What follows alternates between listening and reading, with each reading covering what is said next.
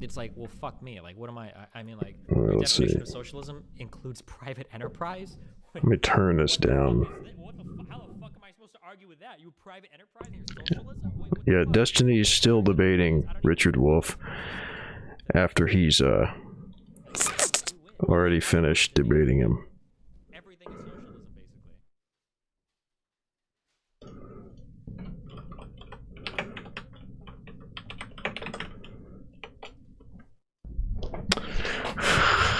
Yeah, Destiny's still debating Richard Wolff after he finished debating him. Economies have debt markets. Let's see. Yeah. News Anon has not posted the thread yet, so we don't have the news from today, but I might cover some stuff from yesterday. What was I reading? Was it the late lecture we listened to? I think I'll just leave him on in the background to laugh at while I let people know that it's live over here. A specter is haunting Destiny. You might say that, yeah. Ugh. Fuck, I don't remember where I read this. The summary of this is basically, let's say that you have one co-op that runs a grocery store and then another co-op that runs banks. Let's say that you go to the bank co-op and you're like, hey, we need to get a loan for our business because we want to buy more buildings or whatever. Then that co-op can essentially say like, oh, sure. Well, we're going to own part of your business if you do it, or you're going to owe us part of what you produce. You were going to get royalties or something. It's like, oh, okay. Well, now you've just recreated capitalism with more steps. Now you have an owner bank co-op. He's using the fucking, you have to have a high IQ to understand Rick and Morty meme. Fuck. I wish I could just talk about capital markets for like 10 minutes. Now it's just capitalism with extra steps. Absolutely. Like, the reality is, let me explain this real quick, okay? In case you guys didn't understand this. So some of you, maybe some of you guys don't understand this. Looks like there's still... I have part ownership in that company, and there are other investors. Yeah, it looks like News Anon hasn't posted the news yet today. It was pretty late yesterday, but to be fair, it's been a really busy fucking week. Why is that? The reason this has not been a normal week. Didn't have that responsibility to outside investors or shareholders. The problem is that they could just fuck off with all the money and say fuck it, right? So here's the problem. Let's say there's a 100 employee company, and let's say that this company wants to raise a fuck ton of money for expansion. Let's say that I was like, oh, okay, I'll invest $10 million in your company. It's like, oh, really? Okay. Well, you get non-controlling shares. We'll give you 20%. We're doing our valuation. You get 20%. Non-controlling shares. There you go. Now you own 20% of our co-op. Oh, cool. Then let's say the co-op is like, hey guys, we just got all this money. We're literally not expanding fuck all. We're just going to pay 80% out to all of the employees in the form of like wages or whatever. Like, what, and like capitalist companies don't do that shit now? Oh, well. Like, they don't fucking bullshit their investors? I mean, that's basically the entire Silicon Valley sector. Why would you ever do that? You're like, I don't want to do that. I'm only going to invest in companies that guarantee a return or that should be making a good faith effort to provide a return to people that are shareholders. Like, he kept saying that you were making shit up. Yeah, I know, he said I was making shit up, but this underlies every single capital investment in all of a capitalist society. You have to be, otherwise nobody would invest in any project ever because people would just take your money and run with it. And when people take your money and run with it, they usually get fucking prosecuted by the government. That's right. Uber has not turned a profit in its whole existence. You commit fraud like that, you steal people's money, you get fucked for it. I mean, it's not just Uber either. Lots of businesses are like that. Lots of, I mean, that's what caused, like, the dot-com crash and shit, is that all these tech sector companies are so promising in theory, but then they don't actually work as a business. Wait, so how do co-ops exist now? Co-ops exist now. I mean, this is the thing that you see lots of the time with people, is that they'll like make a comparison between their system on paper as an ideal version, and they'll contrast that with the other person's system in practice. So they'll pick apart all the ways that the opponent's system doesn't work, while saying like, well, hey, my system would work in theory if everything would, like, all the conditions were perfect in like a universe without friction and so on, like they do with entry-level physics experiments. Which everyone should. A big problem with co-ops is directly related to the problem invented. Like, you can go read up like co-op problems, and capital issues are one of the first things that comes up.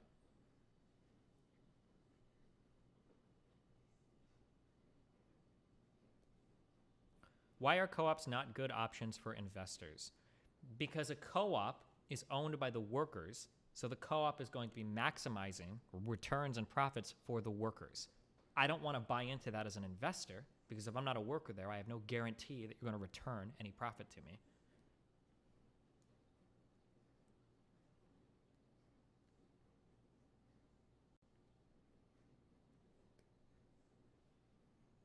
I invested in a co-op and got fresh eggs every morning in return.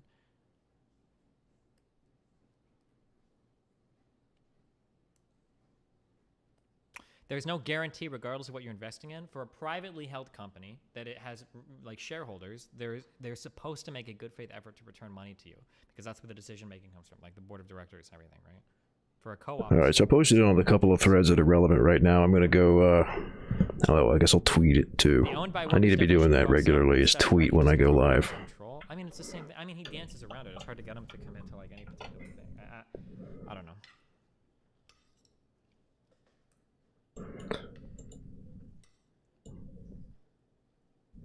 I feel like it's really shitty, like bad sportsmanship, to have a debate and then just like go on like this after you're done.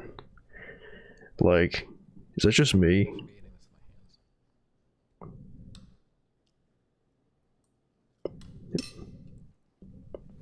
What if the workers could invest in themselves? Yeah, that's kind of the problem with like the co-op angle. Like, I don't know, because it's like a lot of it ends up turning into like, what if we configured capitalism a little bit differently? A socialist economy could have private investment in enterprise. Like, we don't necessarily need the government to disallow. Like, I don't know, just like basically socialism was everything. Like, that's what it felt like. Yeah, I don't know. Fuck it.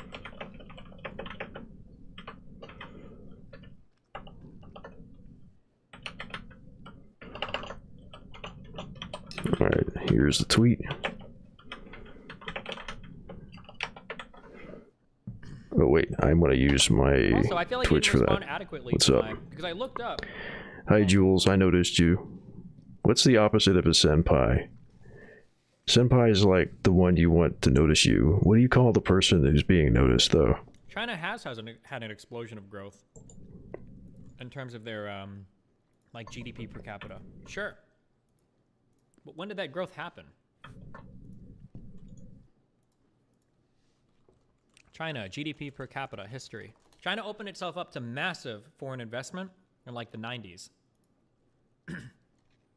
When do we see the explosion of growth, right? It doesn't happen until...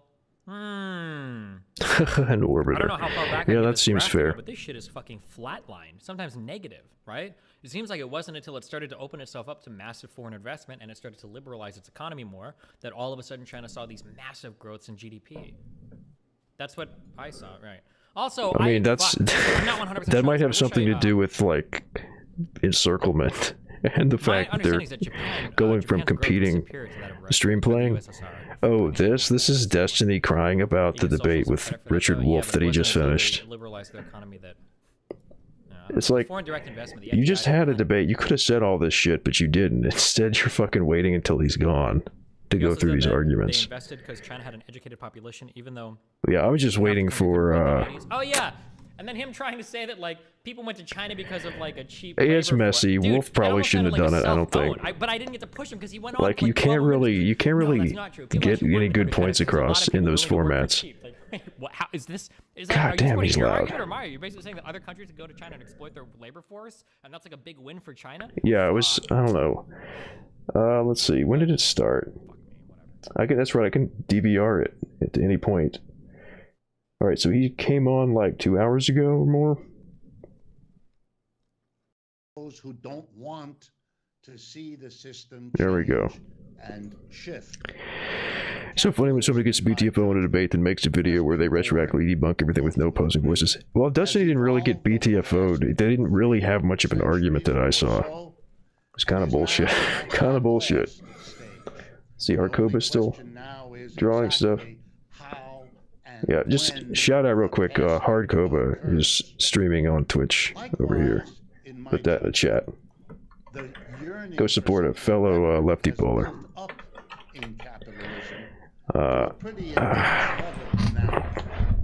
you look at the debt sets of students, whether you look at the mind-bending inequality that this system generates over and over again, unless and until it is revolted against by masses of people who do something about the inequality, only to discover that as long as capitalism remains, the tendency to inequality resumes. I think people are also tired of the instability. Every 4 to 7 years, capitalism crashes. We've had 3 in this new century. And Destiny, at the end of the debate, said that he thinks, what do you call it? The boom-bust cycle is a feature of capitalism, not a bug. And said that he thinks that it's actually good for the economy to have boom and bust cycles. Super secret chat matrix, yeah. Yeah, I mean, sure, you can post it here if you want. I don't mind.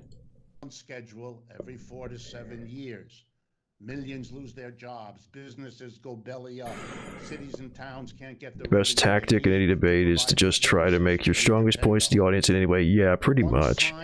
Ignore the other debater and just, like, get your points across. Basically. A level of debt. Zizek do the same with the Peterson debate. It's all the basic. Yeah, I mean, that's the best you can do with the debate, usually. I still think that debates are often not really worth it. I don't know. It depends.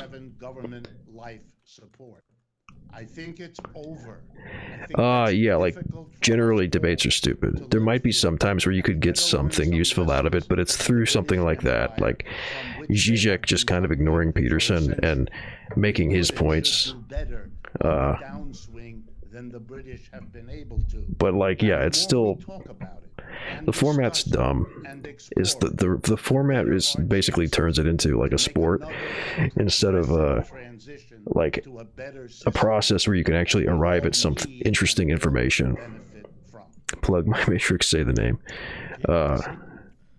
St. Max's home for wayward catboys.xyz.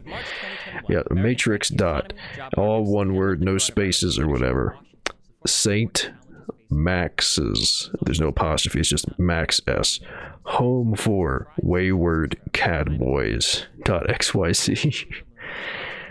Is that a real matrix or is that just a joke? Coronavirus. And any socialist regime will necessarily involve the bureaucracy of Washington even more heavily in our economy. Any country that has attempted to realize a fully socialist economy it's real. In the case of the USSR, that's pretty good. Large swaths of their economy, such as in Venezuela, or been forced I don't know why it didn't. Maybe you have to put the HTTP to make the link show up. Such as in China or Vietnam. I don't know why it didn't show a link. Market policies work better in both theory and practice when it comes to efficiently allocating resources to maximizing the economic productivity of any country, and we've seen this play out time and time again across a wide variety of markets and countries throughout history across the globe. Oftentimes, people like Richard Wolff will bring up the boom-bust cycle as though it's an inherent flaw of capitalism, but I believe I speak for most when I say that a boom-bust cycle is preferable to just going bust, as so many socialist countries have. It's also important for us to realize that no economic organization is in and of itself inherently moral. Okay, wait, so he thinks that the boom-bust cycle is good because it's better than just going bust. Well, China hasn't gone bust. A lot of these economies didn't go bust. You know, like you have social democracies and stuff in like Latin America didn't go bust so much as they were overthrown with a coup. You know, that's like the Soviet Union, you could say, like went bust, I guess, but that's like not that's just a really bad point. But rather we ought to view them as tools to effect some greater output for our country that we can later utilize and distribute in the most fair manner with government policy to most of our... It's funny how much he makes a thing about, like, I'm just neutrally evaluating the utility of the tools. And, like, that's the entirety of Marxist critique is, like, yeah, there's, like, some useful things that capitalism did for a while. But then, like, while it still might be doing some useful things, it's also causing problems. And, you know, not moralism, not even like a utilitarian argument. He's just saying that, like, the natural progression of things is that it's going to develop into a different system as the conflicts within capitalism play out. Like, he thinks he's owning socialists by not being I'm not being a moralist, but he's like, just doesn't understand the basic premise of socialism, or at least like Marx's version of socialism. Maybe that would apply to like a utopian socialist or something.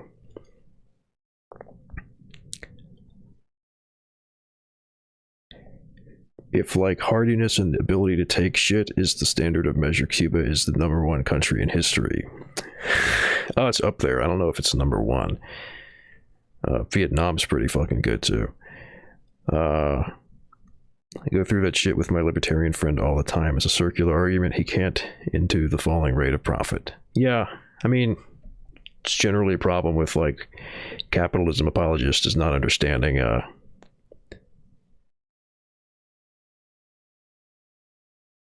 that didn't turn into a link either. But I mean, yeah, you can continue posting it. I don't mind. Let's see. I think News Anon posted the news thread at like late yesterday, so it might be a while before that gets posted. I'm gonna go ahead and open up. Actually, I think I might already have it. Yeah. I'll give Destiny a rest for now. So yeah, here's yesterday's news thread. I didn't stream yesterday, so we might go through that. Koba's still on. Taking a break, looks like. Just a reminder that we got some other streamers. We got Koba and we got Trute. So when they come on, you can give them some follows or lurk or whatever. Koba is on Wednesdays, and Shrute seems to come on more like just late evening US time, or like early morning, like European time, I guess. Yeah, I can't click that link. All right. So yeah, I'm not gonna probably stream real long today. Today's been this week's been, an unusual week. Not too often that you see a police officer get convicted of murder in the United States, or I mean anywhere really. But that was a whole big thing, and lots of people were out. I got woke up in case we get any new footage from protests or riots or whatever. But yeah, so you could call that a victory, I guess. Definitely seemed like the police wanted to throw Chauvin under the bus. But, it happened, and he got convicted. Unusual thing. And it, I think, showed people that, riots work. Peaceful protesting didn't get a whole lot of attention, but, this time people were out there protesting and rioting, and this guy got convicted. And then when Dante Wright got killed during the trial, Kimberly Potter, who killed him, was like immediately fired and charged with manslaughter, but she'll probably also be charged with murder. And it's hard to look at that and say that it doesn't have anything to do with what happened after George Floyd died. So I think that you could say that the meta has changed when it comes to the politics between the people and the police. That there's an understanding that people might take to the streets when stuff like this happens, and if you don't act swiftly, well, they burned down a police precinct in Minneapolis. So I guess they wanted to avoid any problems like that at Brooklyn Center. But yeah, I think that this might be a bit of a game changer when it comes to the politics. All right. Let me see. I'll switch off the browser real quick because I'm not sure where this is going to open.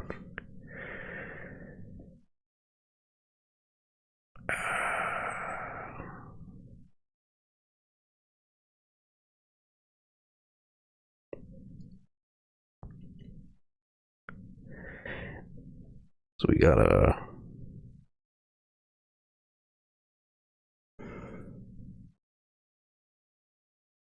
We got a matrix chat here. Oh, no known servers. It didn't work. That's a shame. All right, I'll put the browser back on. So, yeah, that was the big news of yesterday, was that Derek Chauvin was convicted on all 3 counts. He was convicted of second-degree manslaughter, third-degree murder, and second-degree murder while committing a felony. Or felony assault, I think is how it's phrased.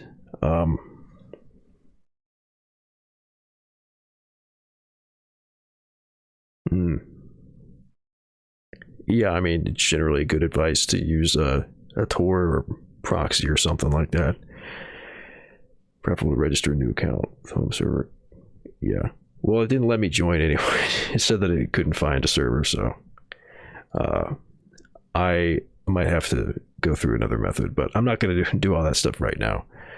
I can save the link, though. I think. I'm pretty sure I can make a note in the browser.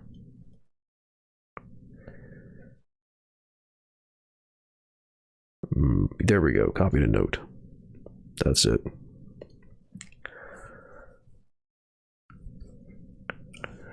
Yeah, don't worry about it right now.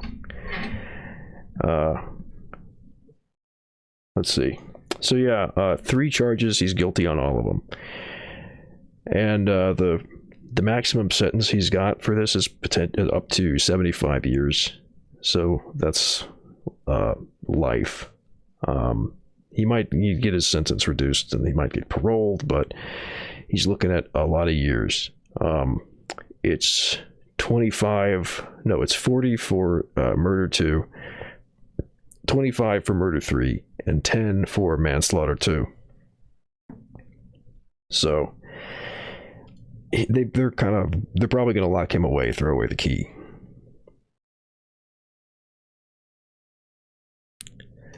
But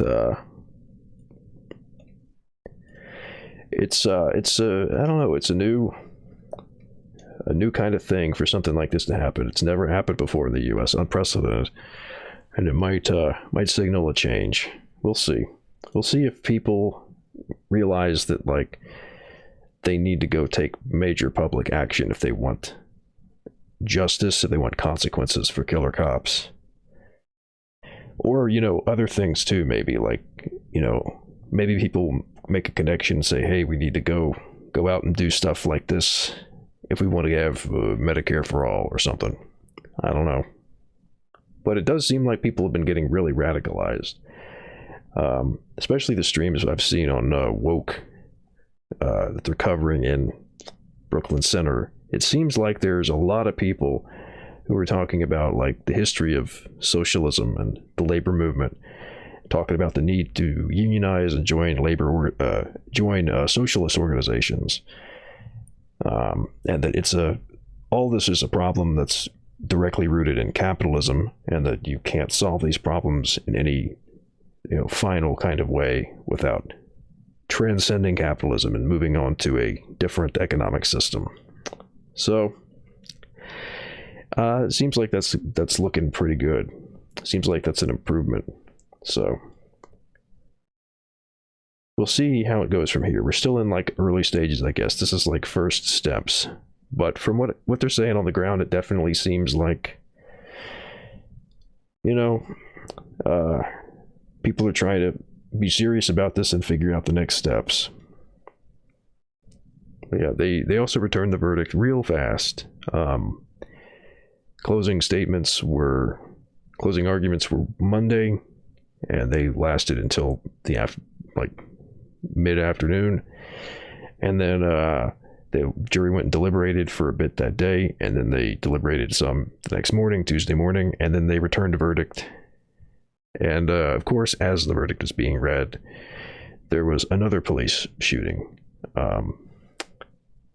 So this keeps happening, and we'll see if the momentum keeps up or not. But people keep seeing this stuff happening, and maybe this is going to change things. Maybe people will change how they respond instead of posting things on social media and thoughts and prayers will get actions anytime somebody dies at the hands of the police. But I mean, there's not too much to say about the story other than to just be happy that somebody finally got held accountable. And it doesn't seem like the ploy is working that well to try to divert pressure from the police as an institution, but it did seem to relieve some of the pressure. Somebody made a statement to that effect, actually. It's like Nancy Pelosi or one of those other big time politicians was saying that to like some donors at a meeting, eagerly awaiting the sentencing. The sentencing is going to take a while. There's also going to be an appeals process, so we'll see. The defense is going to try to get his conviction overturned on appeal, and that might happen because there was like so much going on during the trial. There were the comments made by Maxine Waters, which are like the thing getting a lot of focus now as something that could potentially bias the jury. She was basically saying if he doesn't get convicted, then people should get more aggressive, which if the jury heard that, that's outside pressure, which is not supposed to happen. It would be grounds for mistrial, but that's assuming that they heard that. So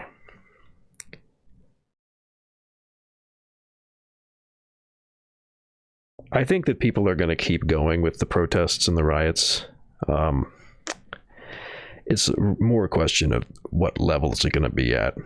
But I was heartened to see that a lot of the speakers during the day in Hennepin County, both in Brooklyn Center and in Minneapolis, were talking a lot about the need to organize, the need to like build movements besides just going out and protesting and rioting, that they need to actually build like a long-term durable structure to handle this kind of crap. So that seems like a good sign to me. But yeah, we'll see what happens. We're still in a we'll see stage, but I'm optimistic that people are going to realize they need to do more. Well, that's what the Black Panther Party was trying to do. Unite gangs and get people off of like petty gang wars to try to like organize people who were already militant, already had the skill set, and were already like, motivated and into shit. Yeah, I actually saw a number of people speaking during the day talking about the need to have like armed patrols protecting people from the police. I saw a couple people talking about that in Hennepin County, and I saw where was it?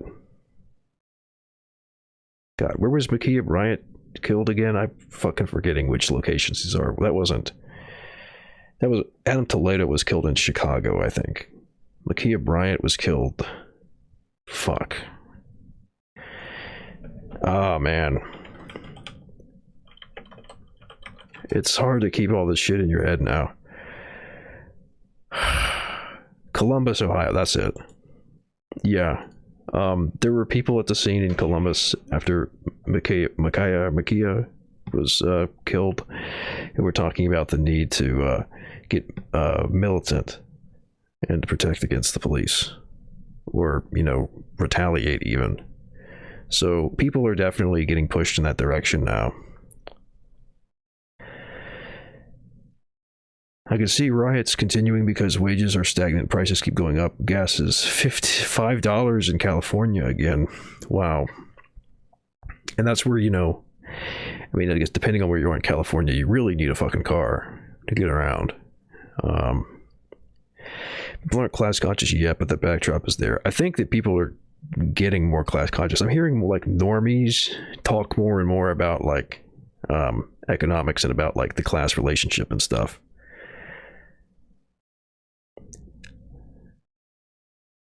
$60 to fill my tank all the way on $16.50 an hour.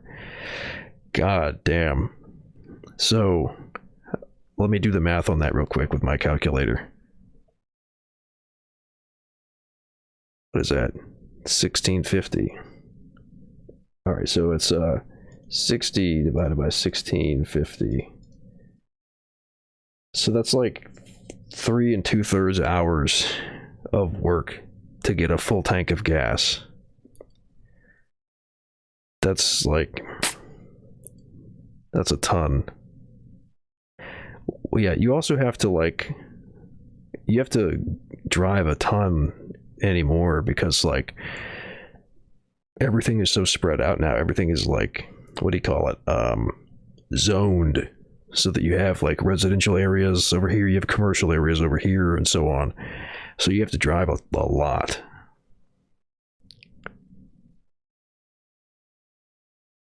Rents are $2,500 plus for 1 bed, 1 bath. Rents have been ridiculous for a while, and they're worse in some areas than others. But yeah, rents have been bad for a while.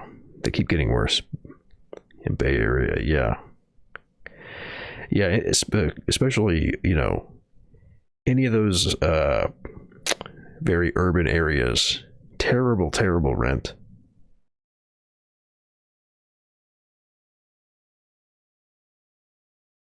Yeah. Let's see.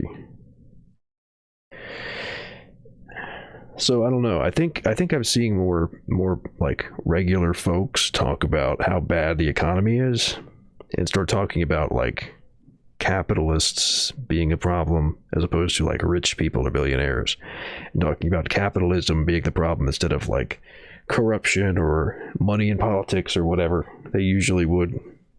I think that people are kind of starting to get it.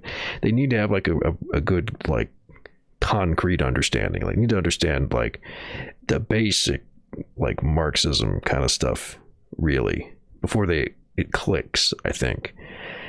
But the groundwork's there, so I don't think it's too difficult to get people to get into the basic texts and stuff now. Yeah, I'm surprised that still woke isn't back yet. Maybe, I don't know, woke has been inconsistent, I guess. Alright, let's see. What else happened yesterday? The Chauvin trial probably overshadowed a whole lot, but let's see what else happened. We'll at least go through the headlines. DeBoard and Fisher are good for normies. I think that's true. I don't know about... I feel like Society of the Spectacle is a little too... I don't know. Unusual stylistically sometimes, but Fisher, I think, is definitely accessible. Woke streams at odd hours. Yeah, Woke's been streaming kind of sporadically a lot. Before this all kicked off again, Woke was streaming protests pretty regularly, but the times would be weird. Woke should push more of a political message. I don't know what Woke's politics are, to be honest. I would guess liberal. Mark Fisher is not good for normies. Please elaborate. Too much of a black pill. Yeah, I could see that. I think, though, that like capitalist realism can lay a groundwork for like being refuted as far as the doomer stuff goes, because like there are things you can definitely, I mean, like Mark Fisher was depressed. He was battling depression and ultimately lost, but I mean he could be debunked about like a lot of the doomer stuff, I think, especially if you just point toward history and how easy it is really for people to take action and use their power as workers. But you know, something just happened in Israel. Oh yeah, by the way, if anybody has like news articles or whatever, by all means post them and I'll read stuff. I'll prioritize things people post in the chat. Yeah, what just happened in Israel? Yeah, I think the woke probably is like kind of rad-lib, but I don't know. I don't know for sure.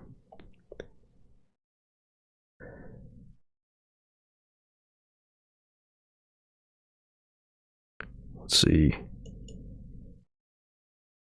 All right, so we got a tweet from...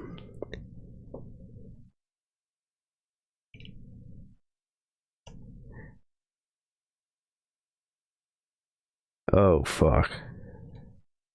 All right, that's not good. All right. Video from northern Israel prior to the red alert near Dimona appears to show a projectile launched from Syria, possibly an anti-aircraft missile.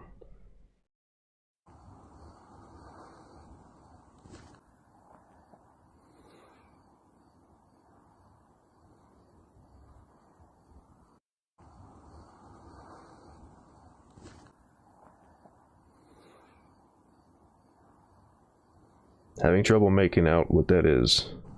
So it's like this tiny, there's like a tiny little light over here that I'll need to maximize this. That didn't really help too much. Yeah, it's right there. Well, you can't really see that too well, but okay, so IDF is going to release a statement about whatever this was.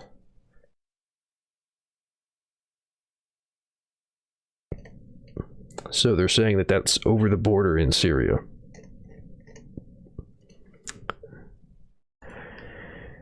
Possible missile strike attempt on an Israeli nuclear site. Oh no, that's a big deal. That's rocket sirens sounding in southern Israel. Let me see if I can. It's not a great map since it's so zoomed in. Oh boy. Large explosion reported in central Israel. Location for this rocket alert seems somewhat unusual, quite a distance from Gaza. Fairly close to the Dimona nuclear facility, not necessarily related to that, of course. IDF confirms the rocket alert is reviewing reports of heavy Israeli aircraft activity directly over northern Israel. Initial unconfirmed reports of Patriot air defense activity. So far, it looks like this did not come from Gaza. Even though the general consensus is whatever caused the alert near Dimona wasn't fired from Gaza, reports in Gaza claim that the factions are abandoning their observatories and outposts on the border. Well, I mean, yeah, whether it's them or not, they'd probably not want to be there for retaliation if they were misidentified. Yeah. The activity in Syria may be unrelated to the incident in Israel. Yeah, I mean, also that could be a couple shipments into Syria from Iran the last few days. Explosion heard in northern Israel, so there's another explosion. Could be from the strikes in Syria. Last time Damascus was hit, explosions were reported in northern Israel too, due to AD fire from Syria. Apparently, Syrian groups who reported airstrikes in Syria have started to backtrack on those claims. Oh my god, so now it's just like confusing. Doomsday clock at 10 seconds to midnight right now. What is the actual the doomsday clock is currently, I think it's 100 seconds was what they last had it at. Not that it's like super meaningful, but I guess it's gonna get an updated, right? Let me check. Yeah, so the last update was 100 seconds to midnight on the doomsday clock from the Bulletin of Atomic Scientists. Yeah. OSINT is always confusing. What's OSINT? I don't recognize the acronym. Yeah, so IDF is 7 minutes ago. IDF to release a statement shortly.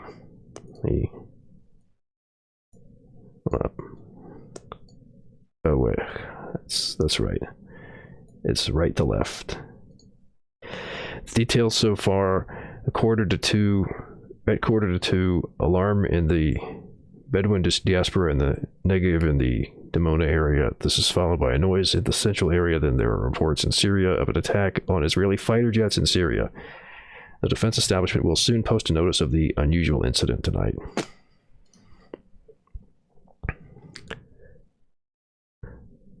No, I don't want to become famous. I certainly don't want to buy followers. Get out of here. How do I Can I ban this spammer? Yeah, there we go. Fuck off with your spam. Alright, so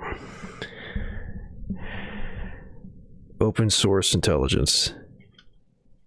Okay. I could do some SEO for you, game that algorithm.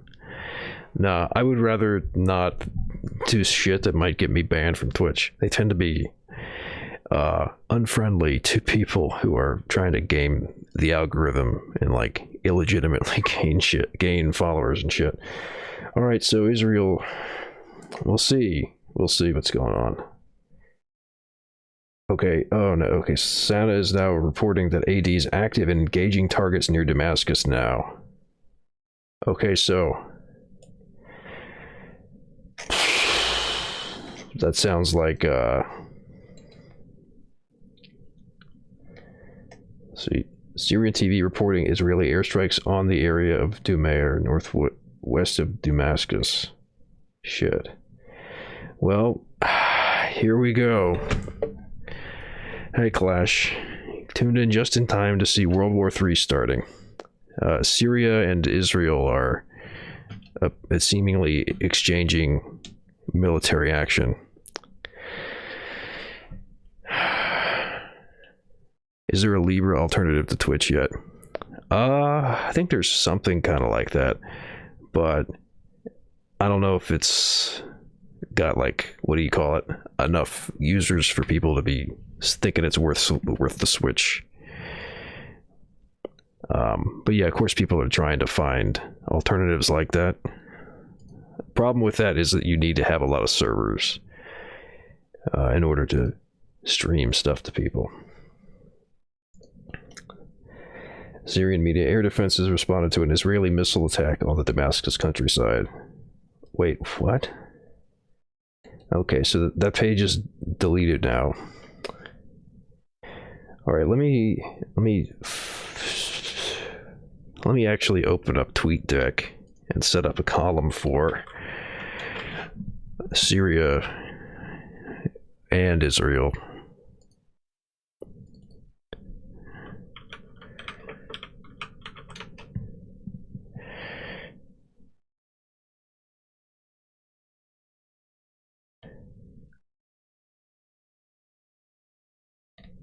See,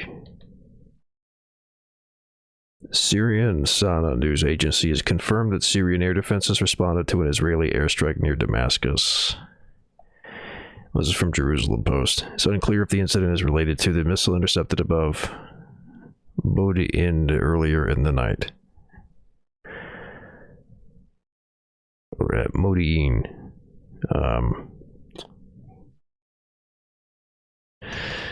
Okay. Well, I feel like we're not going to be able to get too good of reliable sources as it's unfolding right now, but let's see. How did I get the endgame World War III? Was this the original Twitter account I was linked to? No, it was somebody else. No, it was it was that account. All right, here's the other one that I was on, Aurora Intel. Let's see.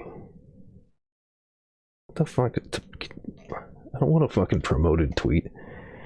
Yeah, okay, so no update from the IDF so far.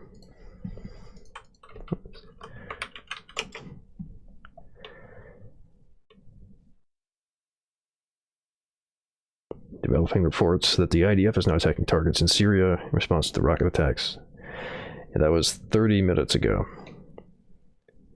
So IDF Twitter might have something. I don't know. That would be probably the place to start for updates from Israel.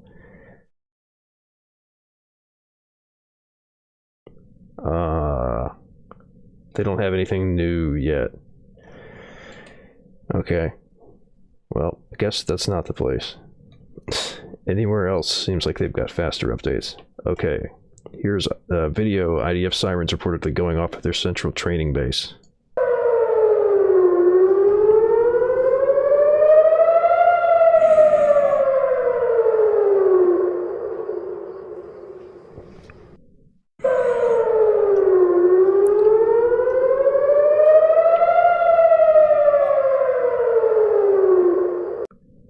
Yeah.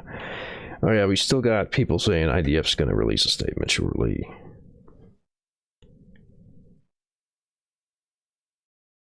It looks like there's not anything like super current on that right now. Might have to wait a bit. Oh, fuck off.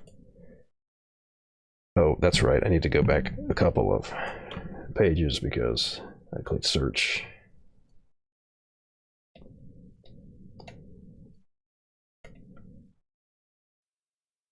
Alright, this new one reports from Israel state that the alert near Dimona was due to a surface-to-air missile following an IDF strike. Target reportedly was an IAF jet, which the missile missed.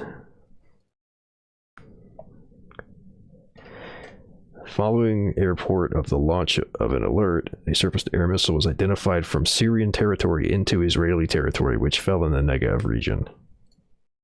Alright, so this is... Oh, this is the Hebrew version of the IDF Twitter. Following the report of... This is from IDF. Following the report of the activation of the warning, a launched surface-air missile from Syrian territory to Israeli territory was identified, which fell into the Negev region. It's the same thing that they already said. In response, a few minutes ago, the IDF attacked the battery that launched the missile and other surface-to-air missile batteries in the Syrian area. Well, shit, here we go. Took a couple of days off because of the big trial in the US, and now fucking World War III is going between Syria and Israel. Alright. Well, this looks like a big... I don't know, what's chat think about this while I look?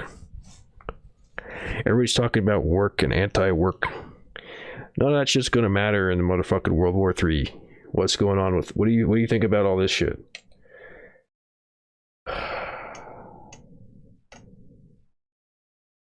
Alright, so they're... I don't know. This could be like a fizzle, but this looks like... I thought it would start in Ukraine. Yeah, I mean, that's where the tensions were building up. But I mean, fuck. You could see both of this kind of shit. Someone's got to dig the ditches in World War III. Get the robots to do that. I mean, if there's something that you could get robots to do, get them to dig the ditches.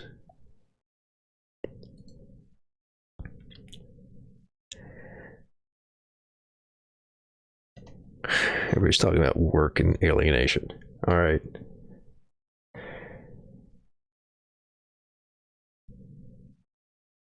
Yeah, so it's... Gotta keep getting... Alright, so nothing new here. What's new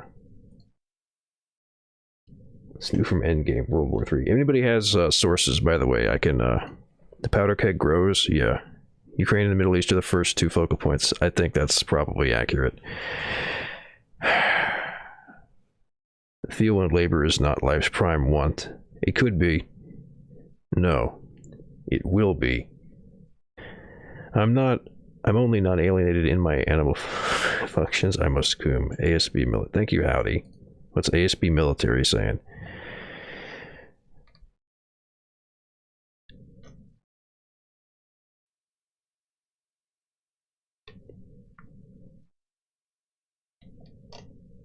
Alright, it's still showing the explosion. So 28 seconds ago, explosion in Israel was due to surface-to-air missile fired at Israeli jet from Syria. Same thing. The missile missed and fell in Syria. IDF says Israeli jets attacked the battery that fired the missile. Okay. So it seems like it's the consistent story here. They fired... Syria or somebody in Syria fired a missile and they missed the jet. And it landed somewhere in Israel.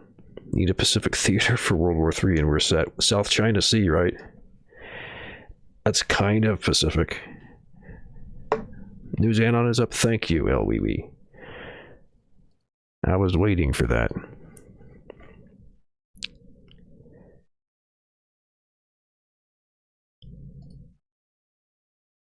Oh god, somebody wants to make an official leftypol TikTok, it looks like. There we go, there's the news Anon thread. Oh no, they already have a leftypol TikTok. They made it. Alright. Only one post so far from News Anon.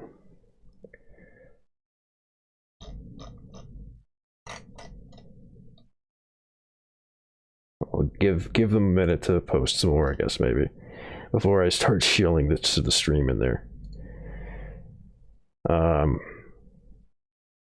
Let's see. Anything new? I need to be looking at...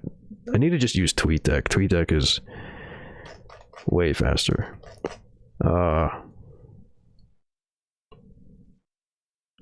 Let's see. How does...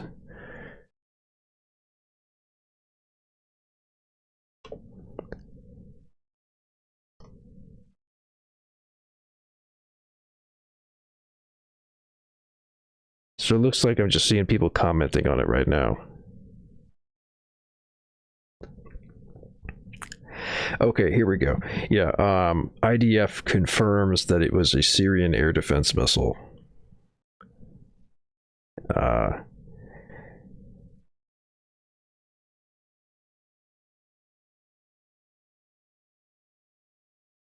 Yeah, and that they attacked the battery in Syria, so it's Syria's military that did it, they say.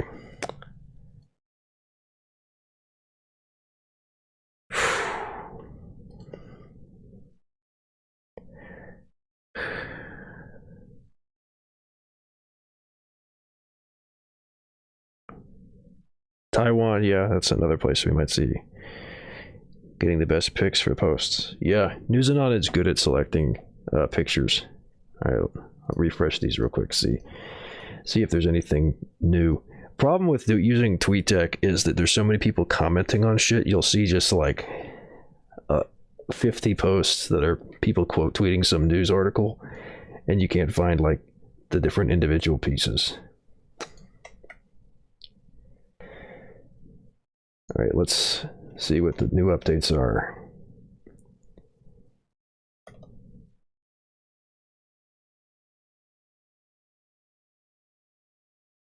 Okay, so this source is saying, or not source, this reporter is saying that they don't think that the story is accurate, which would not be unusual for Israel.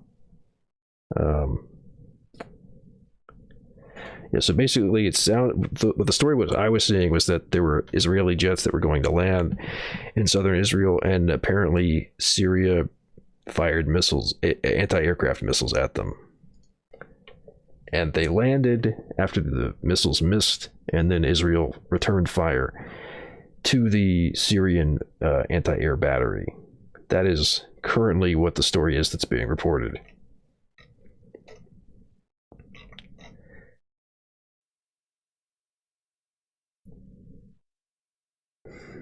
That's 46 minutes ago.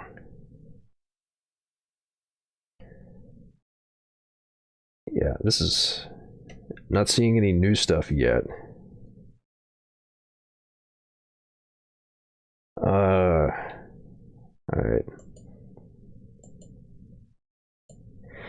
Pull up the, I'll check TweetDeck again just to see if I see any new information there.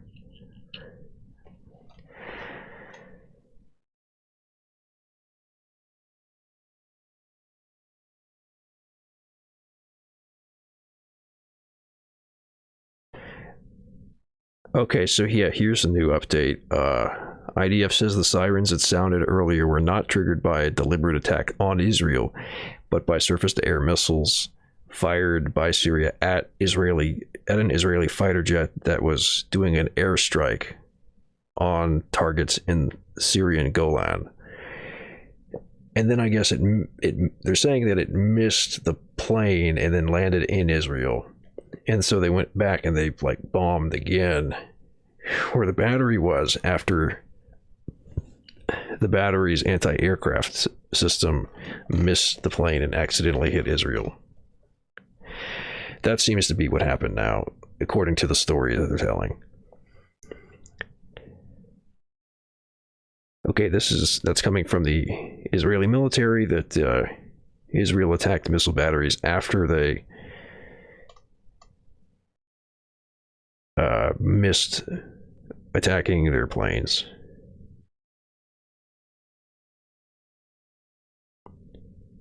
But this is all stuff that's coming out like presently, so don't take it with a grain of salt. It's also coming from Israel's military, so it's going to be biased in their favor. It looks like we might have to wait a little bit before we get like a really clear answer about what's happening there. Let me see. Check, make sure that woke is not yet live. I would have thought they'd be live by now, but I guess not. Nope. All right. Well, since we don't yet have a whole lot of updates on what's happening with Israel and Syria, I'll wait on that a little bit, see if anything comes out in the next few minutes, and I'll go through the news stories since News Anon has posted.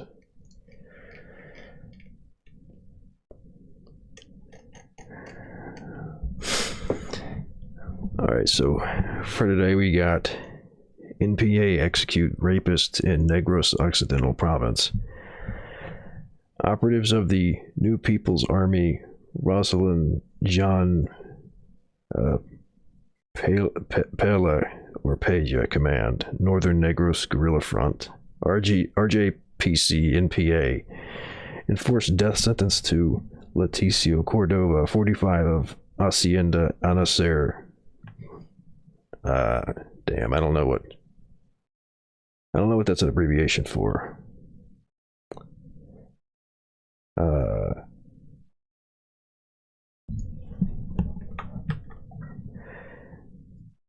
In Escalante City on April 17th, 2021. Cordova was found guilty of rape by the Revolutionary People's Court. I mean, okay. Barangay is, I guess, what that's an abbreviation for.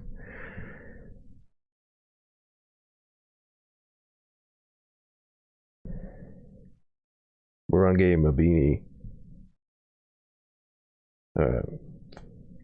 Is that, maybe I'm getting an abbreviation for something else.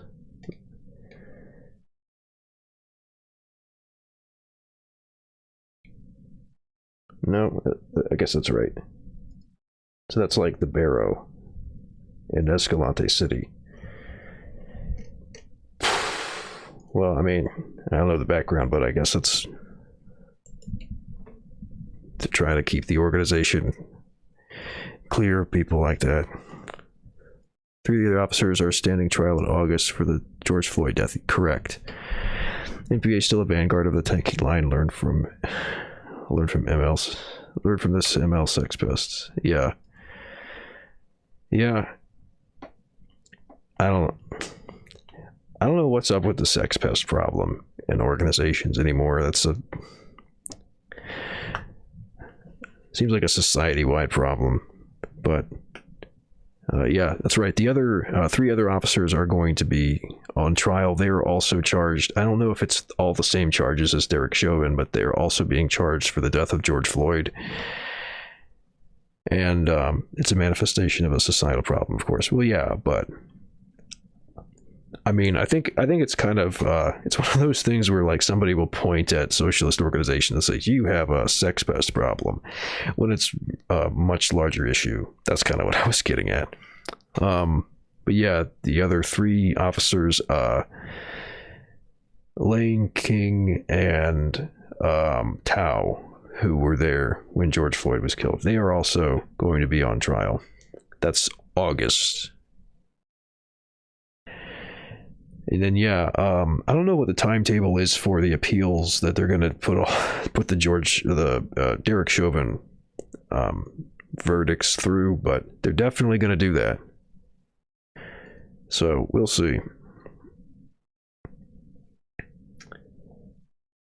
Yeah. So I mean, it's trying to get rid of the fucking predators. It's probably a good thing. I don't know the details, but you can't have people doing shit like that. Ukraine adopts military reservist law amid Russia tensions. The new law passed by Ukraine's parliament in late March will allow the country to quickly equip the military units of all state defense forces with reservists, thereby signifying increasing their combat effectiveness during military aggression, Zelensky's office said in a statement. Open that up. Sounds like the tensions are rising over in East Europe. That's Ukraine going to be another powder keg, and then that reminds me, I'm going to go check and see what's going on about Syria and Israel. It looks like it looks like the more mainstream media is now catching up to this. The IDF, this is Jerusalem Post, the IDF has confirmed that an SA-5 anti-aircraft missile was fired towards Israel from Syria and exploded in southern Negev.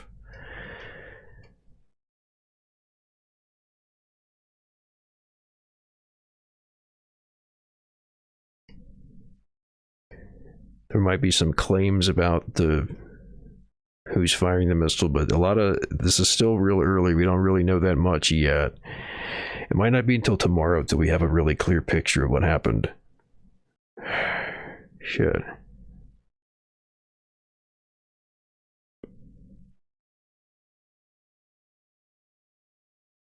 Yeah, there's reports of other activity going on too. It wasn't just in southern Israel, but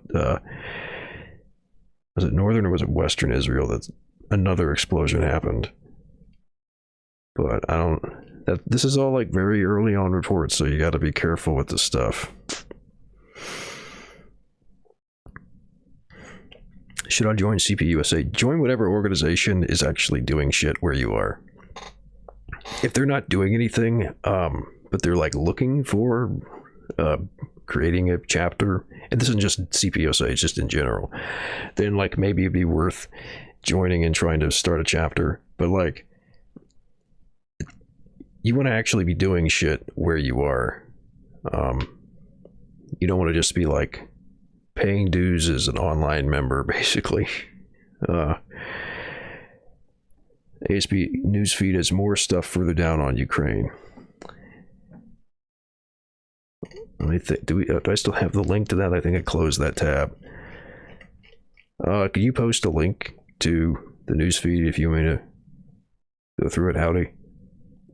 I closed that tab.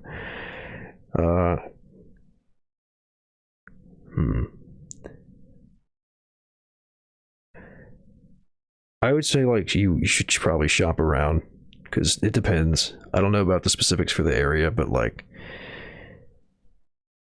it's gonna vary. Like, yeah, like even the DSA has some chapters that actually do good work. So you just look at what's there and find something useful.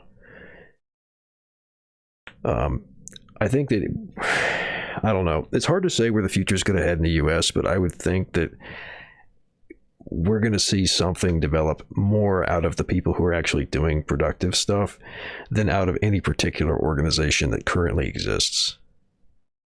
Especially because a lot of them have like baggage attached to them. Thank you. Thank you, Howdy.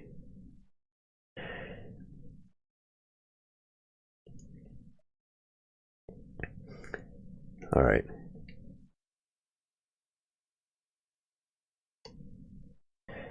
All right, 2 minutes. Syria has S-300, but its use seems to be very limited. Times of attacks add up. 138 Israel attacks. I guess, what fucking time zone is this on? 138 Israel attacks Syria. 142 explosion in Israel. What's funny, This presumably S-300 missile just ridiculed Israel's entire air defense system. Flew across half of Israel's territory. Yeah, well, that's actually a really good point. They're using the Patriot missile defense system. I think that they even said recently, missile defense systems are kind of bullshit. They don't really. Some gore. Okay, then I need to be a little careful with scrolling through the feed. Might need to turn the browser off when I scroll.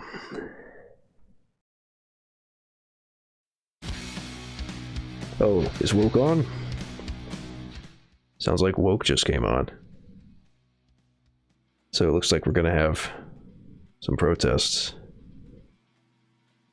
Once this fucking ad for computer parts is gone. There we go. Alright, so woke is on now too. Alright, that's very helpful because I can switch over to this while I scroll.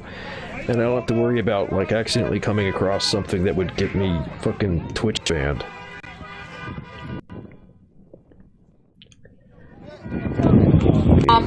Slash survey. I'm sure it will be written someplace so that y'all can visit that and make sure that you. Fuck, that's really fucking loud.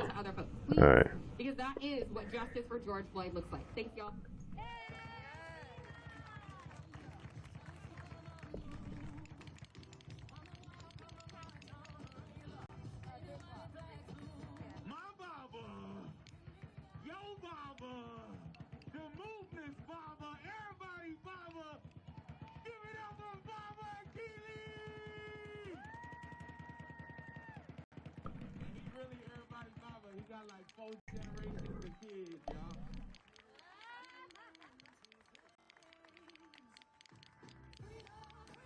Yeah, okay, so the statement from the IDF doesn't say anything new. It says the same thing, that the surface-to-air missile fired at an Israeli jet, fired from Syria. The missile missed the jet, fell in Israel, and then the jets attacked the battery that fired the missile. That's what IDF is saying.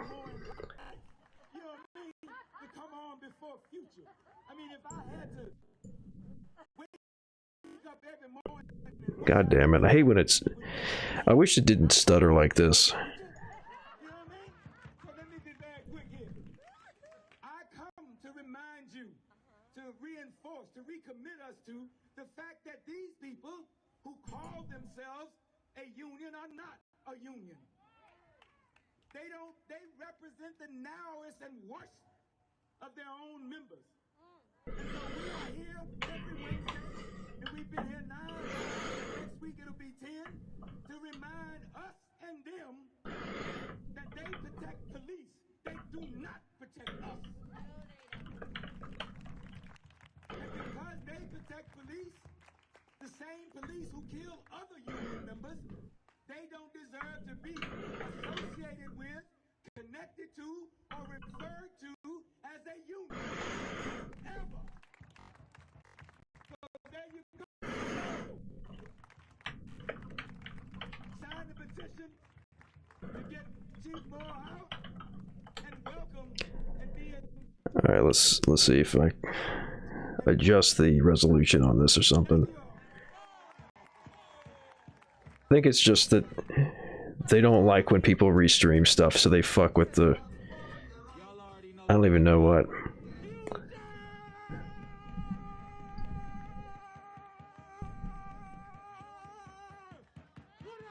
God, that's... being very loud tonight. Bunch of loud stuff. Let's see, interact, yeah, there we go. Alright. Let's see if there's anything new from Israel.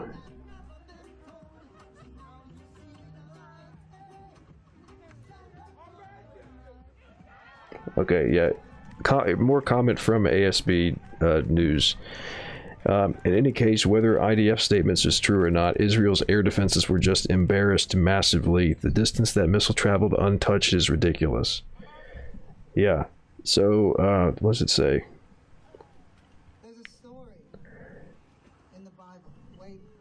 Yeah, the S-200 missile range is about 150 kilometers. Distance between SAM sites and explosion area is About 400 to 450 kilometers. In that story, after Moses had freed the people and took them into the desert. So, like, that's a huge range that that the missile traveled through Israel before it landed, without being intercepted by anything. So, it sounds like if larger scale stuff kicks off, it's going to be very destructive, and there's going to be not much defense that Israel's going to be able to put up. Probably anybody else either, because missile defense systems are largely like a joke. They don't really work very well usually. What happens when we turn a symbol into a god? Into something untouchable? And what so many people don't I think this might be a fucking OBS problem, because when I move my mouse out of this interact window, it stutters, but I put it back in and it's smooth again. Stuttering, smooth. Stuttering, smooth. Yeah.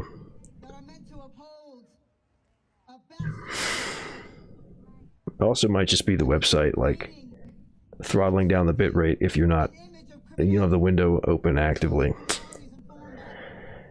Alright, let's check again for any updates on the situation in Israel and Syria. Many of you are here on the street because you understand that we are worshiping false idols. That putting on a blue uniform doesn't make you pure. That's right. It doesn't shield you from accountability.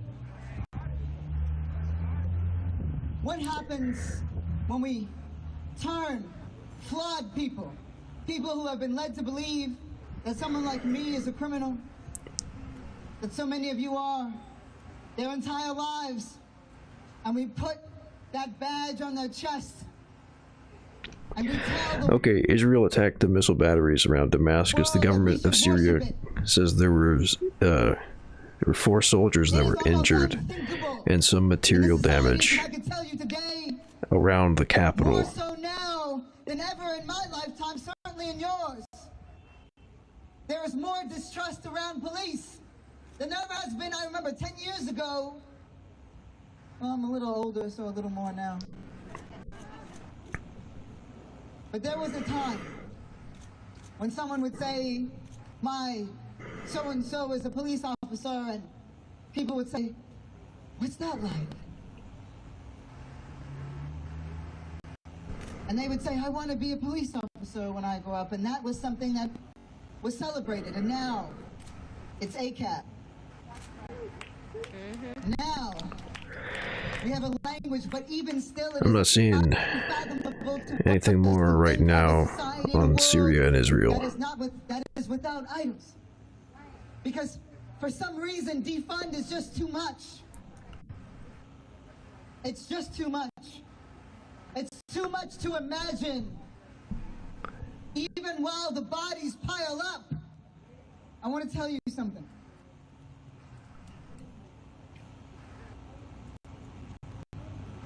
Very recently, Yeah, so there's a whole bunch of people saying that this might be a false flag. That seems to be like a very consistent theme in the tweets commenting on this event. Because this is allegedly a short-range surface-to-air missile that is supposed to have flown like 500 kilometers across Israel. An institution, an entity whose sole purpose was to control black people, was to capture. Basically saying that it's like an excuse to go bomb Syria. A group of white supremacists released the address to my home. At this point, though, it's hard to say much of anything for sure. And I'm going to tell you something. You can try to run me out of my house. Alright. Oh, you could try. Come back to that in a bit. But you will never make me betray my heart. You gotta know. You can run me out of my house. You can try. But a home is something so much more. A home is what you have inside. Yeah, I'm not seeing anything new there, so I'll go back to that in a bit. A home is when you have. I'll go back to After a lifetime the leftypol news the now. home is in your voice. The home is in your purpose. I'll keep on reading this until I get. You can try to run me out of my house. If anybody wants to post updates or anything in the chat, you can do that. I'll read Right now. those stories first. Right now. Let's see. What's going on with Ukraine, though? They said Another that the World War III conviction scenario of Chauvin was a brewing. win. And as they announced the verdict, Ukraine adopts military reservist law amid Russia tensions. Kiev, Ukraine. Ukrainian President Volodymyr Zelensky has signed a law allowing to call up reservists for military service without announcing a mobilization, his office said Wednesday. The move comes amid a massive Russian troop buildup near Ukrainian borders and a flare-up of ceasefire violations in eastern Ukraine, where Ukrainian forces have been fighting Russia-backed separatists since 2014. The new law passed by Ukraine's parliament in late March will allow the country to quickly equip the military units of all state defense forces with reservists, thereby significantly increasing their combat effectiveness during military aggression, Zelensky's office said in a statement. Ukrainian Foreign Minister Dmytro Kuleba said Tuesday that the Russian buildup across the border is continuing and is expected to reach a combined force of over 120,000 troops in about a week, and urged the West to beef up sanctions against Moscow by targeting entire sectors of the Russian economy. we'll never get out again. Moscow has rejected Ukrainian and Western concerns about the buildup, arguing that it's free to deploy its forces and stressing that they don't threaten anyone. At the same time, the Kremlin has warned Ukrainian authorities against trying to use force to retake control of the rebel east, saying that Russia could be forced to intervene to protect civilians in the region. Zelensky on Tuesday said in a video address that Ukraine would never start a war but would always stand until the end, and offered a proposal to Russian President Vladimir Putin to meet in eastern Ukraine to defuse tensions. Kremlin spokesman Dmitry Peskov on Wednesday said he wasn't sure Putin had time to look at Zelensky's address. I don't ever want to hear say her name again if we're unwilling to break the bones of an institution that will do the same thing tomorrow. So they're making it easier to build up their military and respond in case they need to mobilize people. Basically like preemptive measures so that if there's a call to mobilization, they can be ready ahead of time. Can marshal the troops without having to do a mobilization. Alright. UK reserves the right to return to Afghanistan if terrorism flourishes in ungoverned spaces, says minister. If some part of the Afghan territory turns into an ungoverned space, providing safe haven to international terrorists and threatening the UK homeland or the interests of our allies. The interests of our allies. You know, like fucking the petrodollar. Not safety or something, but the interests. London would not hesitate to act unilaterally and multilaterally through NATO. Heapy, himself a former army officer who served in Afghanistan, said. Man, they keep sticking around there. They're gonna be there till the empire's fallen. There was a moment when nobody knew what to do, and that's all right. Let's take a look real quick at woke. See what we got. So that's LA that they've got highlighted right here. Minneapolis in these two spots. Down here at the bottom too. We got Lincoln, Nebraska here. Knoxville, Tennessee on the bottom right. Bottom left, sorry. And then Elizabeth City, North Carolina on the top left. Some interesting selection of cities there.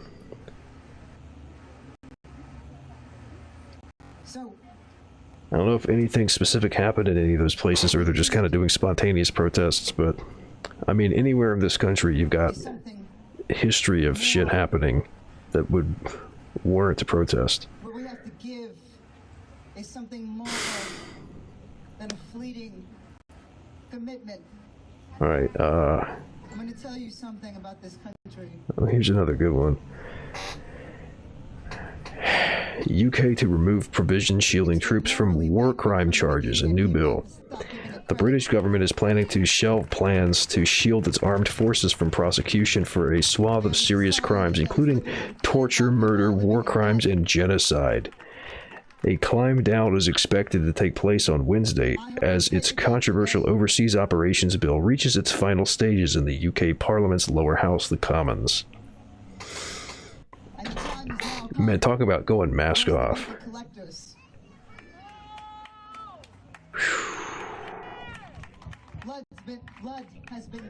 Spy cops were encouraged to sleep with their targets, tribunal hears. In 2010, she found out that her ex-partner was an undercover police officer who at the time they were together had been married with children. In submissions to support her case, Ms. Wilson argues that there was widespread indifference or express or tacit encouragement toward undercover officers beginning intimate relationships while they were deployed. Yeesh. We too are at fault. We too are complicit because, oh, Micaiah's so smart. She was, oh.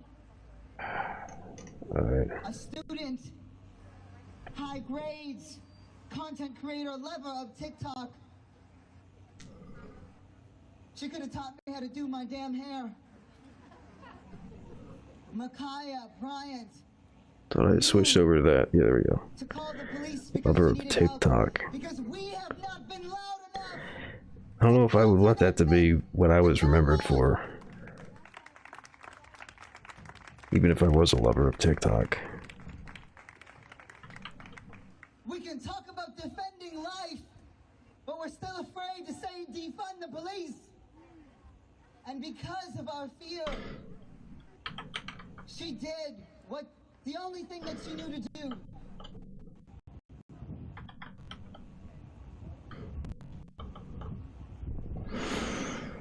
So now, Yeah, she was a teenager. It's just kind of content creator would be like a reasonable thing to say, but it's like that I was okay with. It was the talking about like loving TikTok. Largely that's because it's a brand. That just as abolitionists, we have to come out.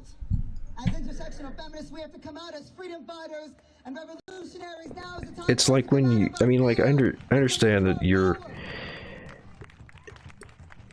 really people get really upset about that stuff, but like it's like when I see Minions on a child-sized coffin or something, it's just like, oh. It's too much. But that's capitalism. That's culture industry. And I wouldn't be Let me here, see. and neither would you if we didn't believe in something bigger and something better. What happened? Oh, they're talking about Micaiah Bryant. Internet died for a bit. Well, right now I'm trying to find the spot in Vivaldi where you clear your cache so I can go back and. I have an add-on that's supposed to fix this, but I guess it's not working. Yeah, the minion coffin, just like oof. Let me see. The victory. Yeah, what the fuck? Where do you go to clear the cache? I searched for clear the cache, but it didn't. Nothing came up. I want to read this story because it's fucking relevant, but my allotment of stories for Morningstar Online has run out. The victory is when we Fuck. claim each other Panel. even when we are afraid. Search privacy. The Download victory is sync. when we step out of obscurity that we have been shoved into because the status quo told us that we were nothing. Hey Clash, you use Vivaldi. Do you know what where the option is to clear the cache? You would think it'd be just like really obvious. So no, this is not the time to shrink. This is not the time to shy away.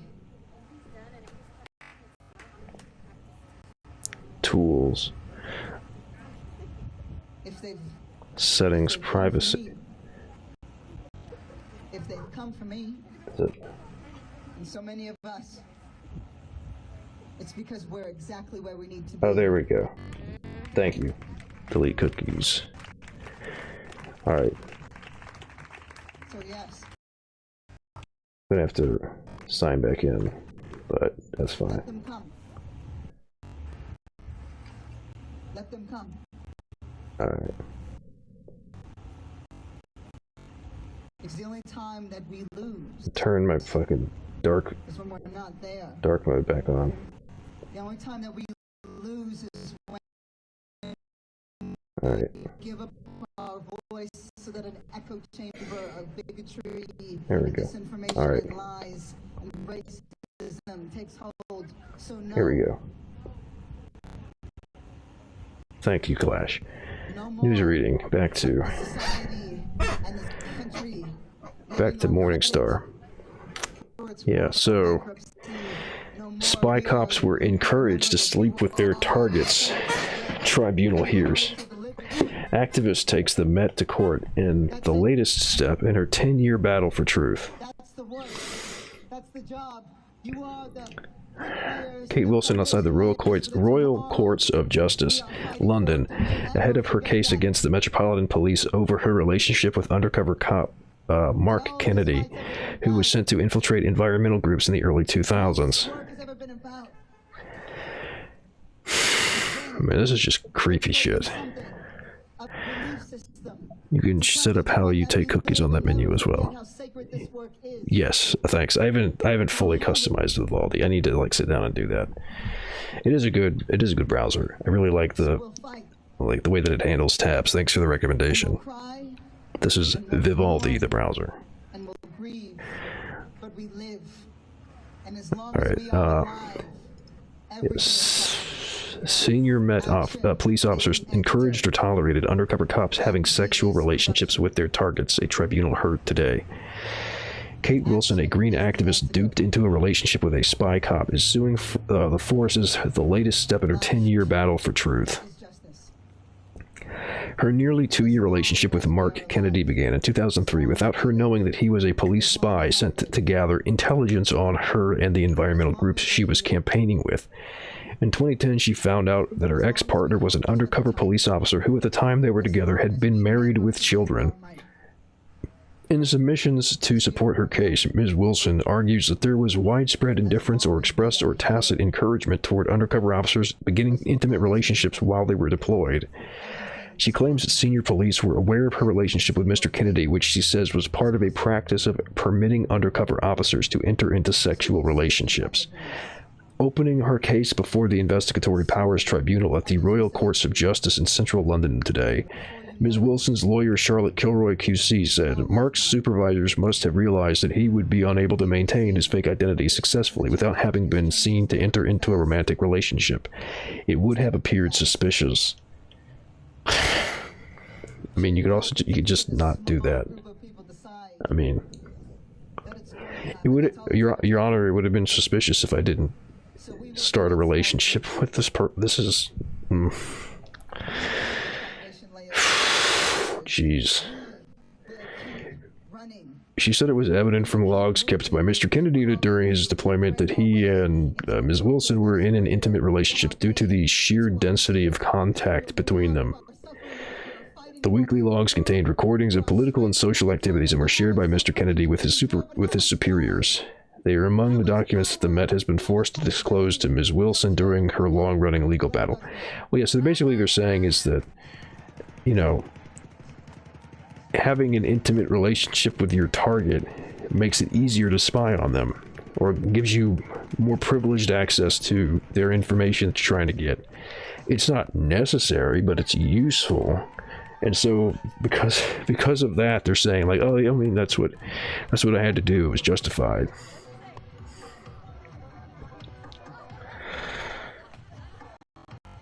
Mr. Kennedy had recorded the activist as his next of kin. Holy shit. Ms. Kilroy said, and recorded being at her house day after day. She said it was totally implausible that his superiors did not know about the deception. The lawyer argued that a culture of tolerance within the National Public Order Intelligence Unit in which Mr. Kennedy served and its sister unit, the Special Demonstration Squad, allowed officers to routinely deceive women into sexual relationships. Police have admitted that Mr. Kennedy's immediate officer, who was in contact from 2003 to 2010, was aware that the two had a personal relationship and ought to have realized it was sexual. Mr. Wilson is suing both the Met and the National Police Chiefs Council, NPCC, for egregious and serious violations of her human rights. The force and the NPCC have accepted that Mr. Kennedy's actions amount to a breach of her rights, but denied that senior officers knew or suspected that he was in a sexual relationship with Ms. Wilson. Mr. Kennedy's sexual relationship has as many as 10 other... Mr. Kennedy had sexual relationships with as many as 10 other women during his deployment. Jesus Christ. That's just like... That's like... That might as well be official strategy, even if it's not on paper. The case comes as the undercover policing inquiry investigating abuses by officers in 2 secret police units resumes this week after a 5-month pause. Blacklist Support Group Secretary Dave Smith, a core participant in the inquiry, said that Ms. Wilson is an absolute inspiration. Her 10-year legal battle and the activist-led Spy Cops campaign that arose out of it has uncovered more about undercover political police in the UK than the public inquiry will ever disclose. Today it was announced that a subsequent phase of the inquiry, which had been due to start in October, will be delayed by 6 months due to the amount of work involved, in which the extra person to participate according to an official state, in allowing one extra person to participate according to an official statement. Man, that's just just fucking gross. As, I mean, just everything about the police, top to bottom, the whole thing is fucking corrupt. It's the UK, not the US, but, you know, it's the same kind of organization. You're always going to find that kind of ugly shit when you turn over rocks. Nightmare scenario. Yeah, it said, was it a total or was it 8 additional women that this guy had established relationships? By the way, this is also a good reason why you don't want to start any kind of, like, really close relationship, whether that's like romantic or just platonic, with people that you're organizing with, because this is like a strategy that they fucking use. Like there's other reasons too, like it can cause drama and shit like that, and it tends to be like a complicating factor in doing any kind of useful work, but it's also something that people will actively target you for. I mean, shit, what was that fucking movie? What was that movie? Black Klansman. Yeah, the fucking Black Klansman had the fucking protagonist of that movie was doing this shit, was using a romantic relationship to like infiltrate an organization.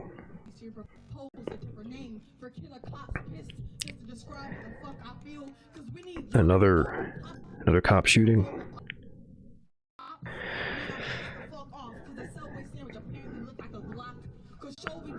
40-year-old man, Andrew Brown, was fatally shot by a sheriff's deputy in Elizabeth City, North Carolina this morning. Alright. I'll pull up that story. Fuck.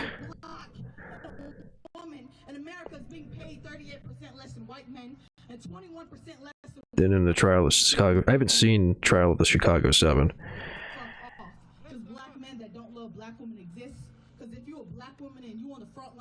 10 children. What's the 10 children in reference to?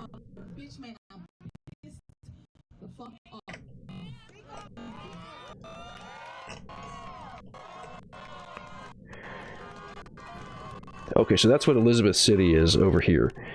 So, like, for reference, let me switch. These two, those are in Elizabeth City. Or no, oh fuck, they moved it around. That's Los Angeles. That's Elizabeth City. But that's what they're protesting over.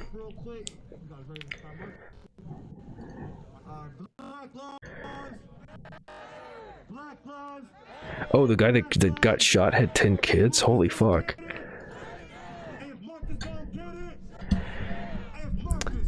Yeah, and well, Black Klansman, it was also like a cutesified version. It was portrayed as like no big deal that the guy was starting a relationship with was she Black Panther? I don't remember. But it's like, yeah, they're making it like, oh, isn't it like adorable that they've got this relationship? Love can bloom between a cop and a radical. Ugh. But yeah. At least they didn't put that shit, I don't think they did, in Judas and the Black Messiah. Alright. Protest after man fatally shot by sheriff's deputy in Elizabeth City, North Carolina. Let me turn this down so that we can hear the audio. And Brett, as soon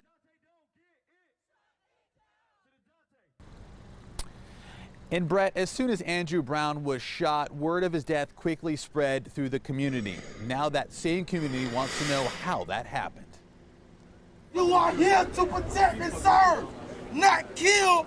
Tensions at an all-time high in Elizabeth City. No justice! As residents were looking for answers. Why? I mean, we want to know why would they not take the proper procedure to dealing with this instead of open fire to an unarmed man. They want to know why 40-year-old Andrew Brown was shot and killed by a Pasquotank County deputy just after 8:30 this morning. They said Andrew dead. That's what they told me.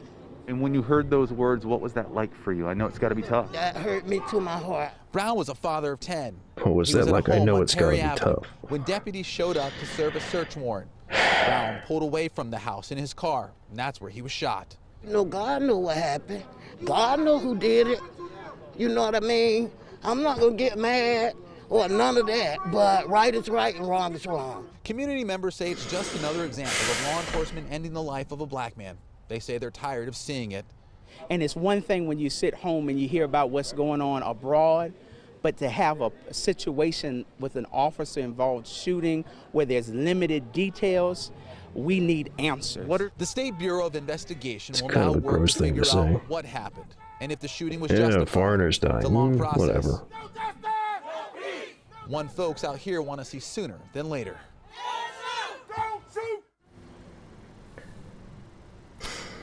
Jesus. Yeah, so as we mentioned, there is body camera from the deputy. Family would like to see that body camera video released right away to the public, something officials say they're not ready to do. That's the latest here live in Elizabeth City. Jason Marks, 10 on your side. Gotta frame it properly. Maybe tonight, maybe tomorrow. Hard to say, but yeah, they got the footage. Of course they do. They said that he was pulling away in his car. Which, like, I mean, I don't know the details, but it could be that, like, he didn't even see that they were there as the police or something. Like, they pulled up or whatever. I mean, they might have been in his blind spot or something for all we know. But anyway, that's like, yeah, that's 10 kids.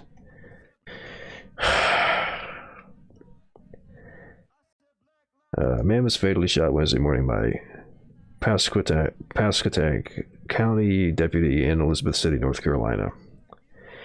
There are a few details at the time, but the Pasquotank County Sheriff's Office says the shooting happened around 8:30 a.m. today. This would be Eastern Daylight Time, GMT -4. While deputies served a search warrant in the 400 block of Perry Street off Roanoke Avenue. The man, whose family members identified as 40-year-old Andrew Brown Jr., got into his car and started to drive away, witnesses say. That's when shots were fired by the deputy. Neighbors say they heard anywhere from 6 to 8 shots. I'm told he was shot in his car, which again, like, you don't know who else might be in the car, and you're shooting at somebody who's in a car moving away. If you miss the car, you're in a neighborhood, you don't know what you might hit.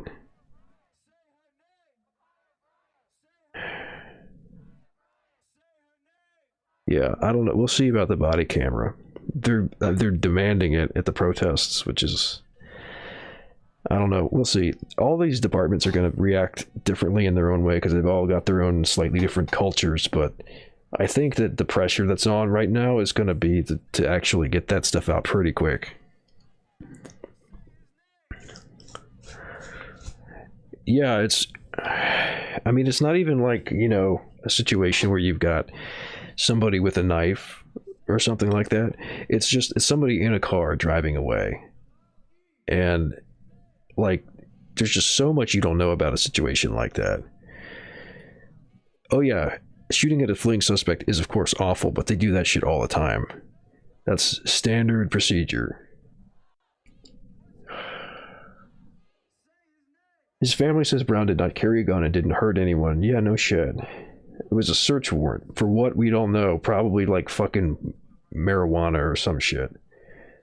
Pretty sure that's not legal in North Carolina. He was a father of 10 children. Police formed a line blocking the area where Brown was killed. His body was placed under a blue tent, and it was still there as of 12:30 p.m. So for 4 hours, his body didn't move. The North Carolina State Bureau of Investigation, they didn't like wait, so hold on.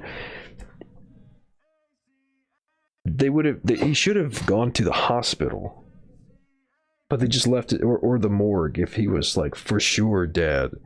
But still, you're supposed to take him to the hospital to pronounce them dead, and they just left him on the pavement for 4 hours.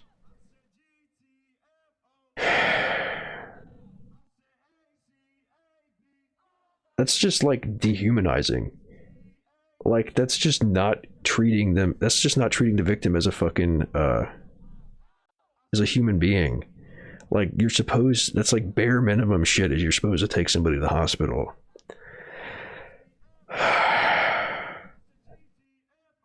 Like, everything about, I mean, and this is North Carolina, so, you know, this is like the South proper. It's not like the deep South, but this is like the South. So the, like, you know, Klan activity and lynchings and shit runs really deep here.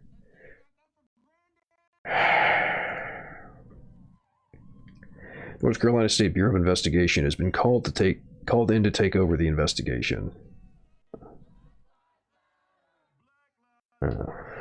Crowd gathered around the sheriff's office tape Wednesday afternoon to mourn Brown, protest the shooting, and document the scene. They demanded answers about the shooting. Why? I mean, we want to know why they would not take the proper procedures in dealing with this instead of opening fire to an unarmed man. I mean, like, the other thing is, I don't know, maybe if they, like, pulled up and they identified him, they saw him in the vehicle, they don't even know for sure that it was the same person they were looking for, necessarily. It's just somebody driving a vehicle. It could be, like, if you haven't identified and seen who it is, it could be anybody. I mean, maybe they did see him first, but, like, this is really fucking...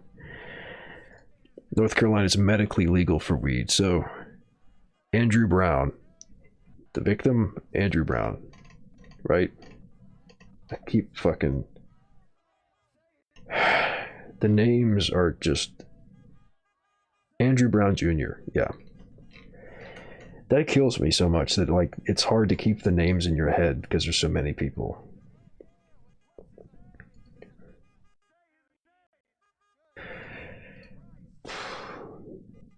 God knows what happened. God knows who did it, said Brown's aunt, Martha McCullen. That's who was on tape.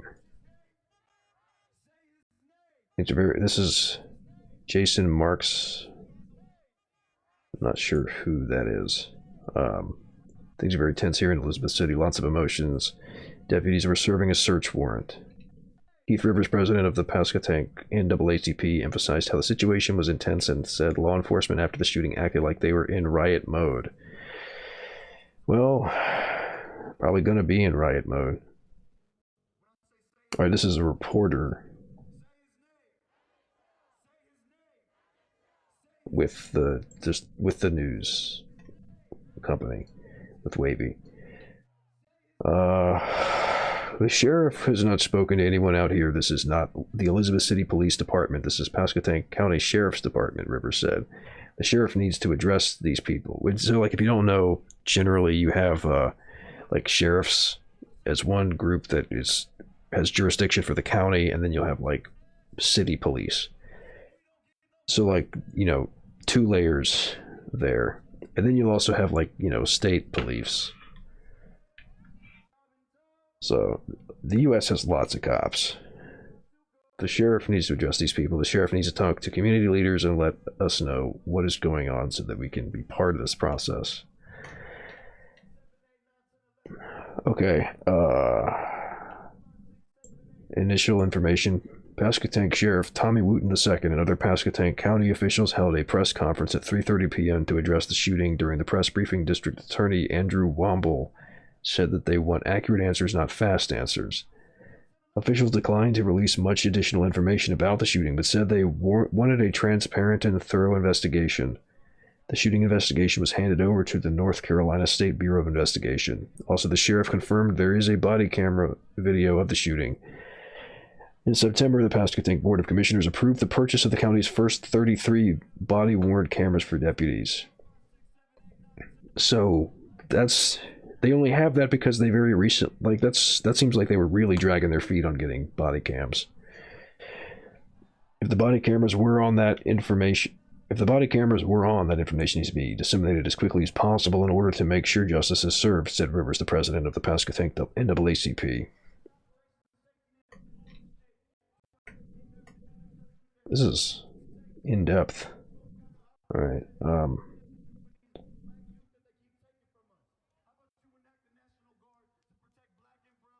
You can't look up North Carolina public records online. Yeah, most places you can't do that, probably. I don't know all the details, but yeah.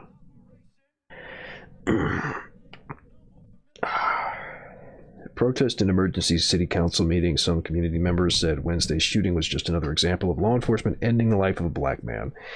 They say they're tired of hearing it. I mean, yeah, of course you are. Fuck. It's one thing when you sit at home and you hear about what's going on abroad, but to have a situation with an officer involved shooting where there's limited details, we need answers, said Darius Horton, Elizabeth City Council member. Yeah, figures that a council member would be saying something Amerocentric like that.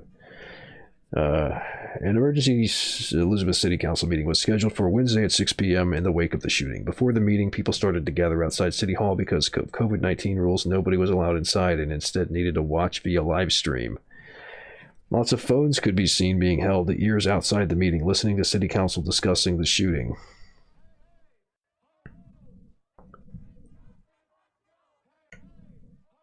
Yeah, they got pictures of people gathered outside City Hall. People are scared, one council member said. He added that people were boarding up storefronts and are afraid shootings will increase. A city council member called for the release of warrant information and body camera videos as soon as possible. As the meeting went on, the crowd continued to swell outside City Hall. A local minister also led the growing crowd in prayer. Many in the crowd shouted that City Council won't take any real action.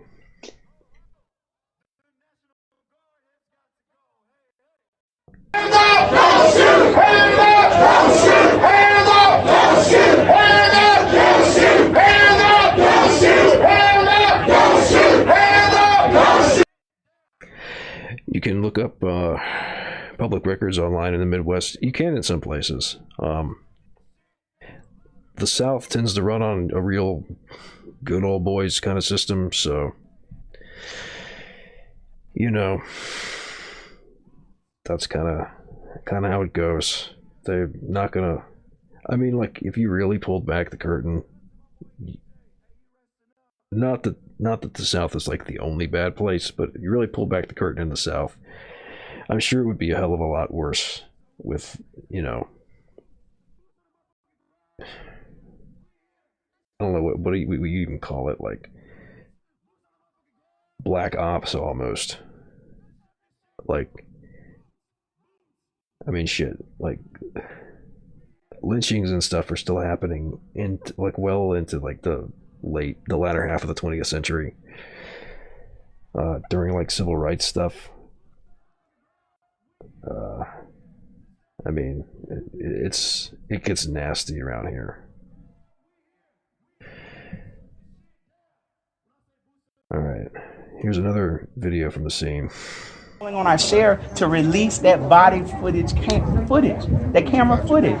That solves there's no he said, she said. It's watch it for yourself. And if we can't be that transparent, even though that there is a process, there's an investigation, that's the easiest way to bring us together. Whether we know we have a corrupt officer or we have a valid process. We need answers. And I'm on our share to release that body footage, footage. That camera.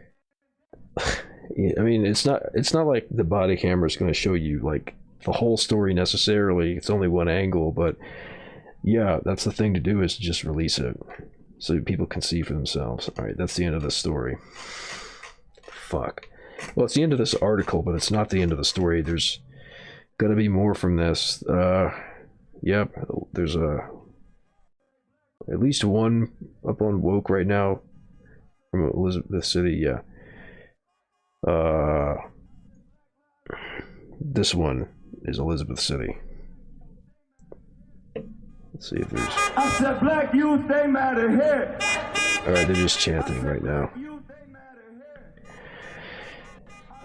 Yeah, so... That's... It just keeps happening. Just keeps fucking happening. Thanks for the link.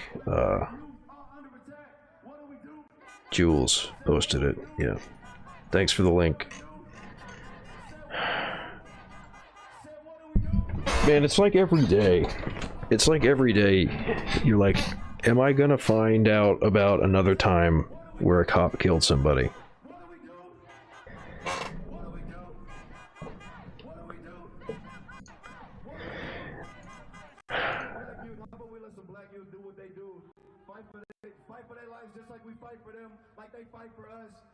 That's all we got. That's all we got. All we got is each other. When I say that's all we got. All right, this is Minneapolis. That's all we got. People on the march there after the triple guilty verdict for Derek Chauvin. We all we got. We all we got. We all we got. I think that's a pretty good chant. Criminal justice system. They are not here for us. They are here to defend the rich and the white. Police has never That's Escondido, California. They just switched to. Oh, well, she's talking about capitalism.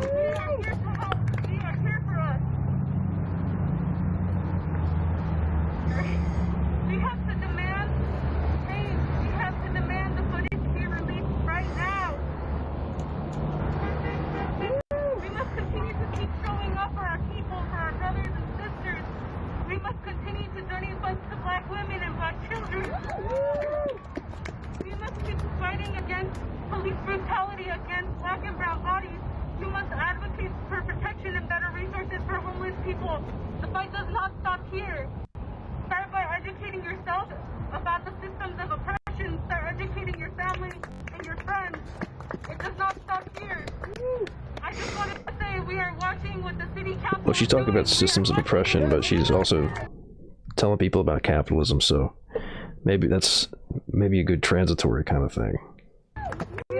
But she's not wrong. We refuse to stay silent when people are dying in front of us each day. Protect black, trans lives, protect Asian lives, protect undocumented people, protect our helpless brothers. Remember, we are the change. We are people. We are with the people of Escondido, and we are tired and we are standing up. No justice! No peace! No justice! Back to chanting.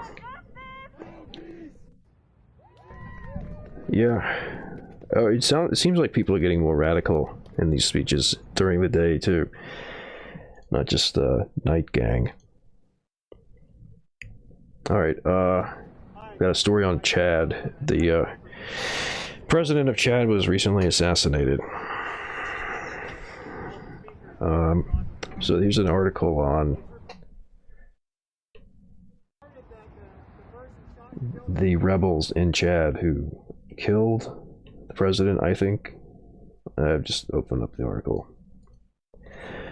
Who are Chad's fact rebels, F-A-C-T, and why? What are their goals? Come on. Doesn't want me streaming right now.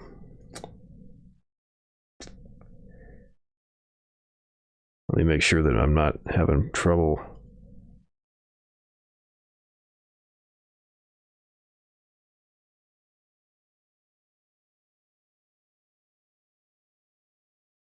Oh shit, that's right, I signed out of the... Let's see, make sure I'm not... Alright, it looks like I've got good upload speed, it's just my download speed that's fucked up.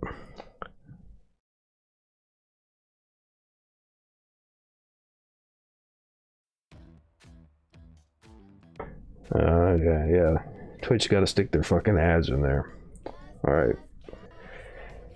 Fighters from the Libya-based Front for Change and Concord in Chad crossed into Chad last week with the aim of overthrowing President Idris Deby. Fighters of the Front for Change and Concord in Chad, FACT, rebel group, crossed from Libya over into northern Chad on April 11th, the day veteran Chadian President Idris Deby sought a sixth term in a vote boycotted by main opposition parties. The rebels attacked a border post before advancing south, traveling in heavily armed pickup trucks. After intense fighting, the Chadian armed forces over the weekend appeared to have slowed the FACT's progress some 300 kilometers, or 185 miles from the capital, N'Djamena.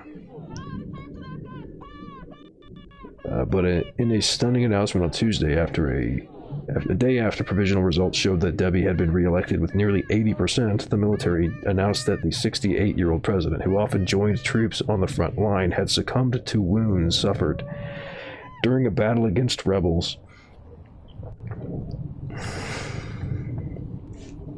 I mean, 68 years old.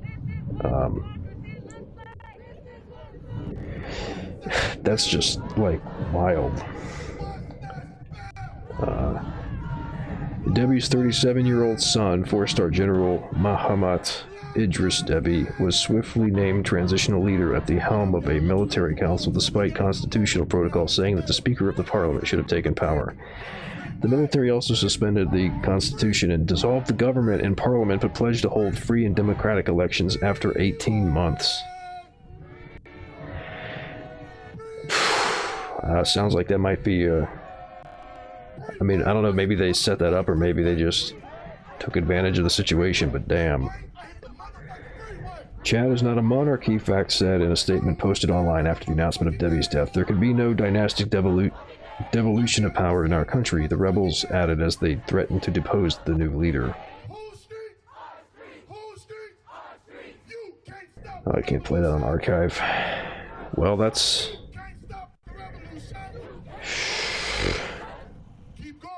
The developments have raised the specter of a new and potentially violent power struggle in Chad, which has endured successive rebellions since independence from France in 1960. Deby himself took power spearheading a 1990 rebellion that overthrew authoritarian leader Hissène Habré, and later faced the same threat of being overthrown. Rebel forces reached the capital in 2006 and 2008 before they were forced to withdraw and came close again in 2019. So who are FACT, the group behind the latest rebellion, and what do they want? Al Jazeera spoke to Jerome Tubiana, a researcher specializing in Chad, to answer some key questions. The interview below has been slightly edited for brevity and clarity. I'm just gonna skim through this a little bit. Women's FACT Forum, who was led by founder and leaders Mahmat Mahadi Ali, a longtime rebel who first joined the movement in '78 when he was 14, child rebel soldier. Since then he joined rebellions against different successive regimes in Chad. So just a perpetual rebel. And has lived in exile in France, where he was a member of the French Socialist Party. Notably, he was part of the Union of Forces for Democracy and Development, whose leader Mohamed Nouri led the rebel alliance which almost topped Deby in 2008. This guy sounds like this guy sounds like a character. Like a lot of story. 2015, Nouri, who was also in exile in France but prevented to travel by his uncertain status and old age, sent Mahdi to Libya to retake control over the UFDD fighters there, at the demands of the Misratis. At the time, Libya was engulfed in the civil war between the Misrati-backed Libya Dawn coalition in the west and the Dignity operation under Khalifa Haftar in the east, a situation that saw Chadians become mercenaries for both sides. Once there, Mahdi noticed that Nouri was not that popular among the UFDD forces and tried to impose himself as its leader. The group was only composed of fighters from the Goran tribe, but the Mahdi takeover in 2016 and provoked divisions and fighting along clan lines. This led to the emergence of three groups. The UFDD comprised of Nouri loyalists who, however, increasingly turned to mercenary fighting. The FACT splinter group under Mahdi and the Council of Military Command for the Salvation of the Republic, CCMSR, with fighters who splintered from FACT, but whose political leader, Mohammad Hassani Boulmai, was arrested in Niger in 2017 and handed over to Deby. In 2017, Haftar's eastern-based forces took over Jufra, where the FACT was based. From Misratan forces, the FACT did not withdraw from the area. Instead, it made a tacit non-aggression pact with Haftar's self-styled Libyan National Army, LNA. The FACT at the time appeared stuck, since Haftar was known as a close ally of both Chad and France. However, it seems that it has gradually managed to get important military support from Haftar. What are FACT's goals and how much popular support does the group enjoy? Like other Chadian rebels, FACT's goal has been to topple Deby. It derives most of its support from the members of Mahdi's tribe, the Goran, but not from all of them, since there are internal conflicts. Mahdi had also been fighting in Chad's Tibesti region alongside Tubu rebels, and this has earned him support among the Tubu. More recently, some members of other tribes, including Deby's Zahwa, reportedly joined the FACT, while Mahdi succeeded in establishing some loose coordination with the other groups, the National Front for Democracy and Justice in Chad, FND-JT, which is made of Tubu and some Zagawa, followed FACT into northern Chad last week's incursion. The Union Resistance Forces, which mostly comprised of Zagawa, has also brought political support. Since Deby's death, the FACT is likely to get more popular support among other rebel groups as well as in the wider Chadian population, but this will also depend on how much the movement succeeds in appearing to fight for more than one tribe, or ends up getting involved in tribal feuds.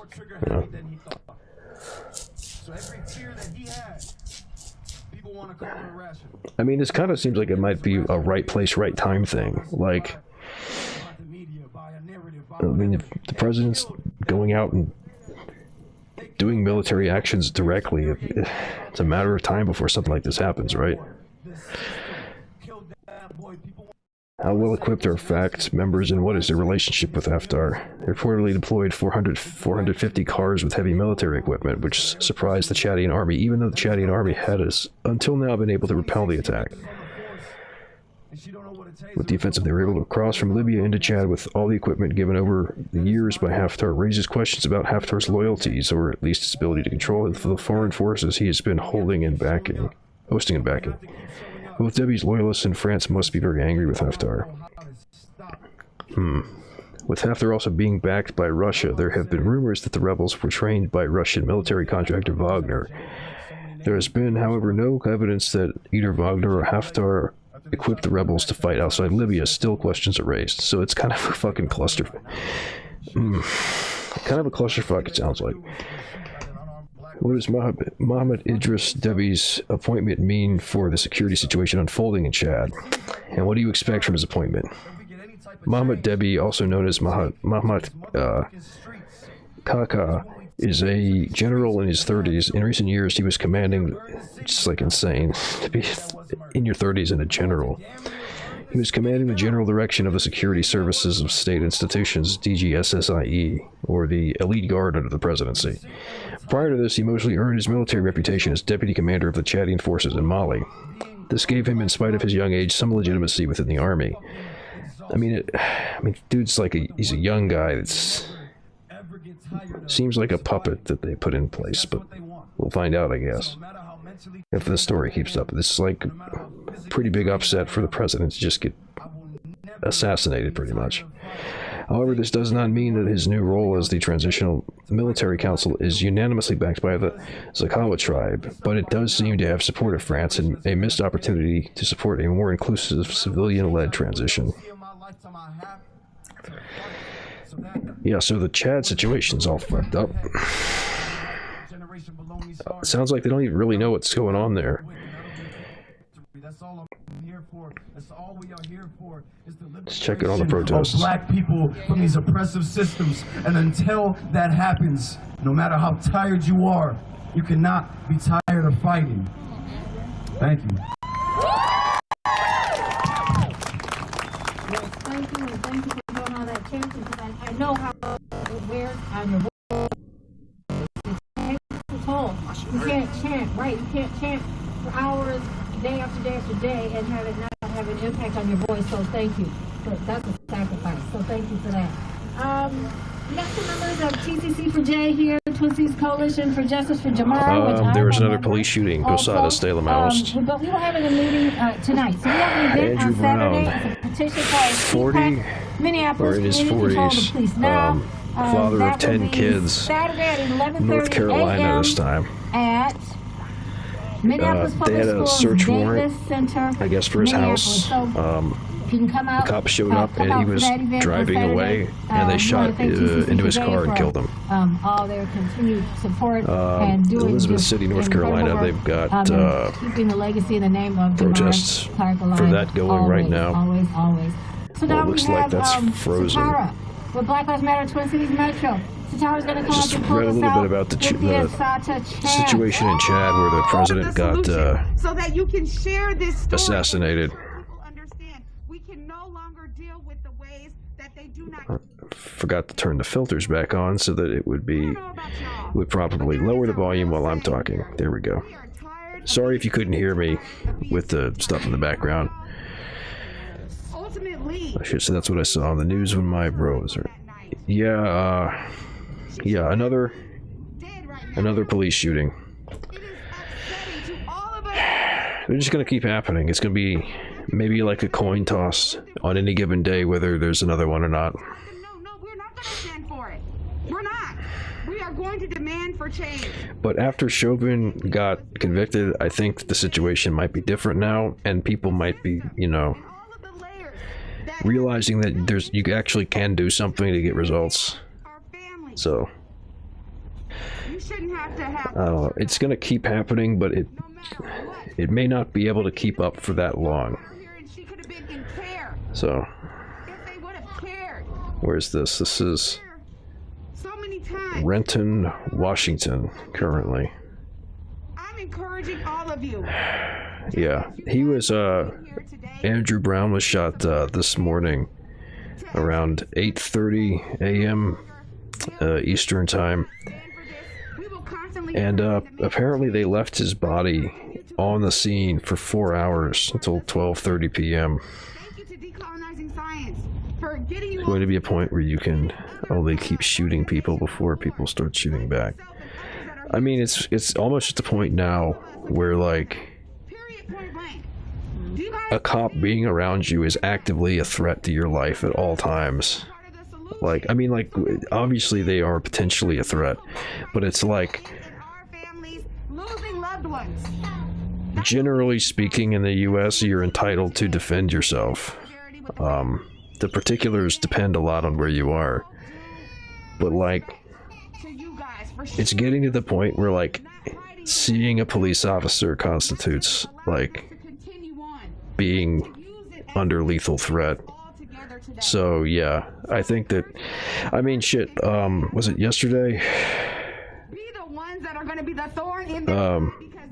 When Makia Bryant was shot, yeah, it was yesterday. When Makia Bryant was shot, there were people on the scene who were already basically saying that, like, there needs to be one-to-one retaliation. I think that they actually used the phrase, like, one-to-one. Basically, they also said, they did say eye for an eye. But I think that's where people's attitudes are going, because it just keeps happening. And, like, the amount of protesting and rioting that happened with George Floyd that was like a prerequisite to getting Chauvin tried, much less convicted. Like, Going into class every I don't know. I think people might realize that that's not that's a lot of investment for like a single incident, and yeah, I easily could see the situation turning into people seeing it to be more worth it to like shoot back at the police, or to shoot first even. I mean, I've seen a number of people talk about doing like armed patrols to defend the community, the way that the Black Panther, including people citing the Black Panthers. So people are definitely talking about that right now. As for doing it, I don't know, but I could see that. Yeah. Yeah, there's a lot of, I've seen a lot of references to the Black Panthers over the last week or so. Fred Hampton too. I don't know how much of that's driven by the recent movie, but people were talking about the Panthers and Fred Hampton like a year ago too. So, well, not quite a year ago, but last summer. So maybe it's just gotten more widely known. But yeah, people have been talking about that stuff. So, you know, I mean, that's kind of the point of the Second Amendment. Aside from like giving people the capacity to fight a revolution, the concept of it is supposed to be that you're able to defend yourself without needing somebody like the police to do it. And when that was written, the idea of police that we have today didn't exist at all. But like, yeah, there's a whole complicated history there with like black people and the right to bear arms. So don't want to get too into that right now, but yeah, generally speaking, that's a right that's not equally defended. But it's usually the people who are really vulnerable who actually need to have guns, because, you know, they're the ones who are being targeted. So it makes sense as a measure to take to have like armed patrols or whatever. At the very least, just generally an armed populace. It's a big deal, which was why gun control was introduced to begin with. Yeah, like Ronald Reagan started his whole thing on gun control because of that episode of the Black Panthers marching into a Capitol building. I think I'm getting that timeline right. But yeah, like a lot of the gun control that started way back in the day was people being afraid of freed slaves taking revenge after the Civil War. But yeah, it's like it's a whole sordid history with lots of like disarmament and massacres and shit. And they're still doing that today. They're still like, disarmament now isn't like they're gonna come grab your guns from you. It's it happens through asset forfeiture, civil or criminal asset forfeiture, where the police just take your shit. It's legal for them to just take your shit. They can declare that they think you're going to potentially use this whatever property as a way to commit crime, you know, and it could be like anything, pretty much. And they just take it from you. That's like a huge thing. There's more property, more value stolen, like measured by monetary value, more property stolen by the police through asset forfeiture than by larceny, by thieves in the United States. Don't drill on the past. And then also, of course, the police kill more people from the U.S. than terrorists do. They fucking basically never solve murders or arsons or any of these other big crimes, or like rape. So like, what the fuck are they good for? Like, that's like a thing with the whole abolish the police thing. It's like, what do you replace them with? And that's like a serious question people do have to answer. But like, the police in the United States are so bad that if you just abolished them and did nothing else, the situation would be better. That's all. Like, I mean, arguably, obviously I don't have a crystal ball, but like, it is a question that should be taken very seriously. It's like, what do you do in place of police for various things that they are supposed to handle? But like, I think that like it's before you take the question too seriously and try to answer it, you should say like, yes, this is something that we need to figure out, but just getting rid of the cops would still be a net positive. Anyway.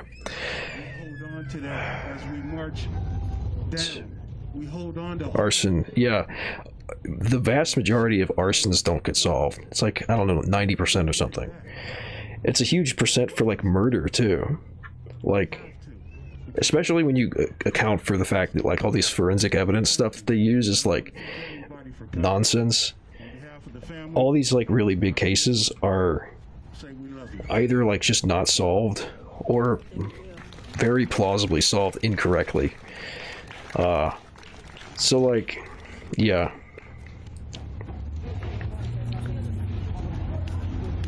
And yeah, like with art, I don't know if there's anything that's been done on this, but like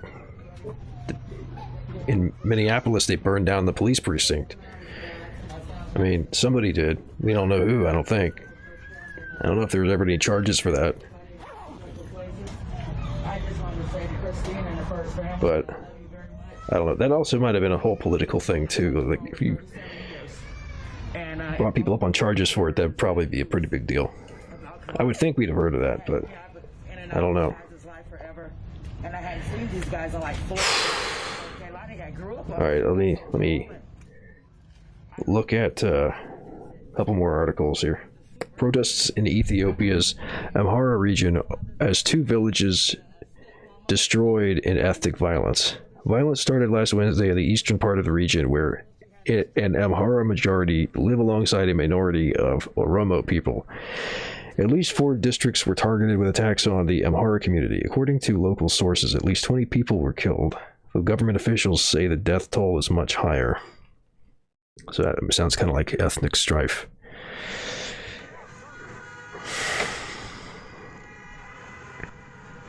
And just like, I don't know if there's what the basis or the historical context is for that, but like blood feuds and shit can get really ugly.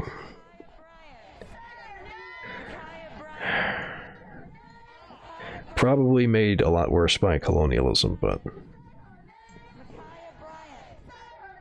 Micaiah Bryant. Micaiah Bryant. is it Micaiah or Micaiah? I've seen it spelled a bunch of different ways and pronounced different ways. I really wish that was something that people could get straight.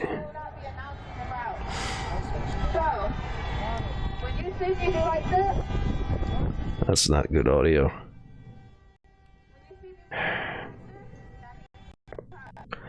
Bolivia's coup leader Áñez refuses to receive medical attention. Okay, well, I gotta read this story.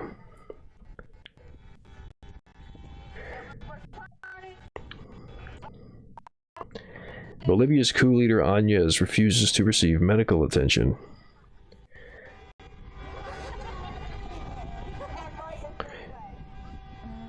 She suffers from a urinary infection that can be treated by physicians at the Miraflores Women's Penitentiary Center, where she's held captive. So why would she be refusing? That's...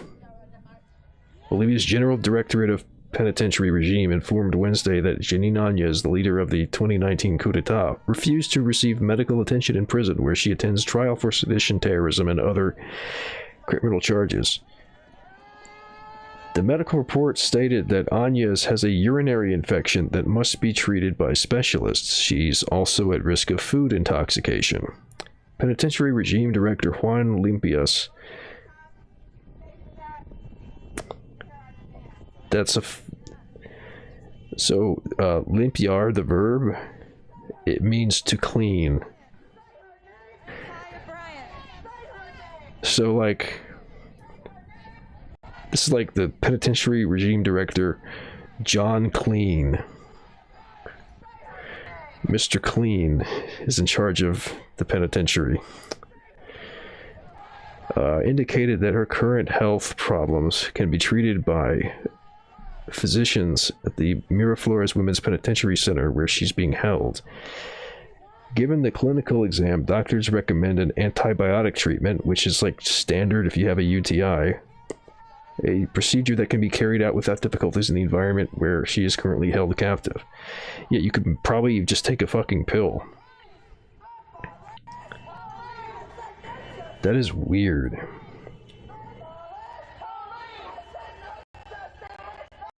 As unrelated tweets, it looks like. Olympia is also informed that Agnes does not consume food in prison for security reasons since her arrest. Her family brings her twice a day essential supplies. On Tuesday, her... Oh.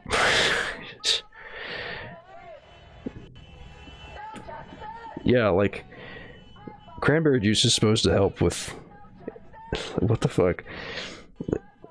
Like, UTI... I mean, I guess you could have a really bad infection, but, like, UTIs are pretty routine. Not like a huge deal to deal with normally. Olympia is also informed that Agnes does not consume food in prison. Yeah, on Tuesday, her lawyers requested her admission to the Alameda Clinic to receive medical treatment in La Paz City. She endures a preventive detention order following investigations over the U.S.-backed coup against President Evo Morales, which led to a political crisis in the Andean nation. Yeah. What the fuck? Like, so she's got a fucking, like, bladder infection or whatever. Just, yeah, just like... Yeah, like, they're a routine kind of thing. Maybe it's, like, some really bad... It sounds like she's just being, like, paranoid. Like, it said she won't eat the food there, either. It's like, look, if they wanted to kill you, I think they would have done it already.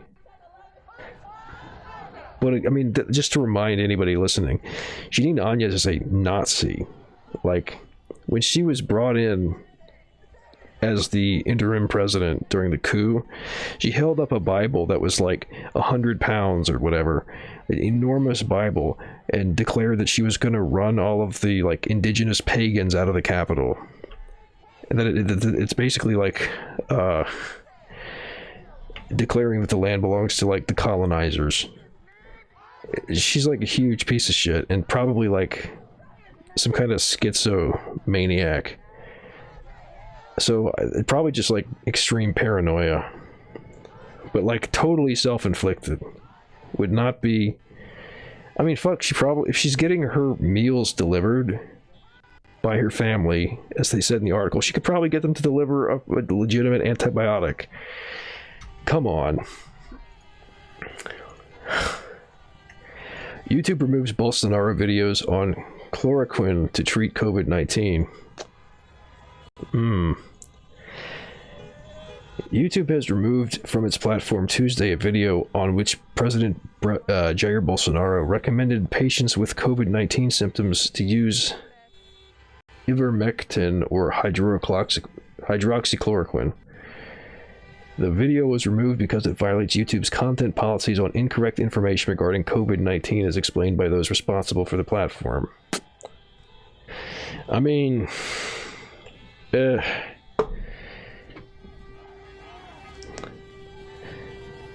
I'm not thrilled about YouTube having authority over public service announcement type information, but, like, you don't want bad information circulating.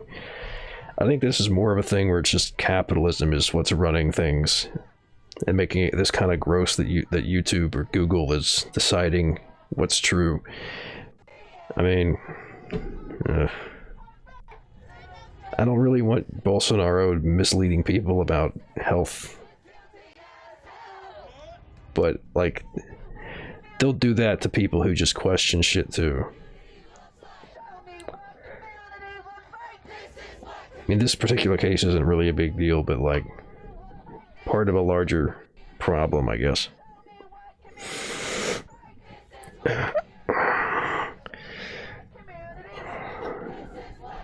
Alright.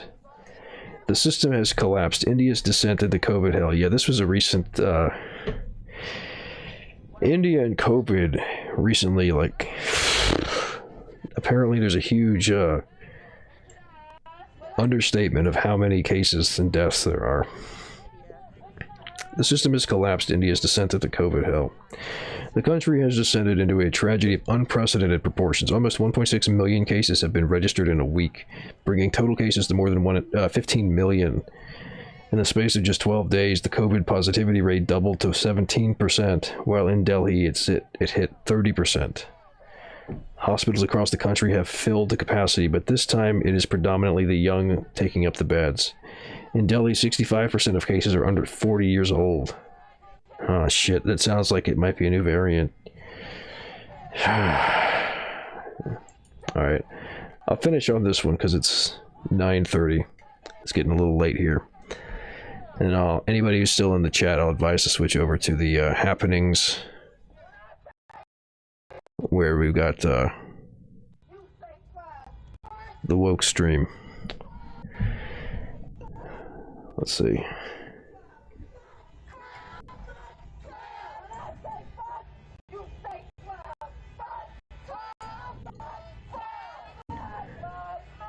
Oh yeah, privately told. Where's that? Because I mentioned that earlier.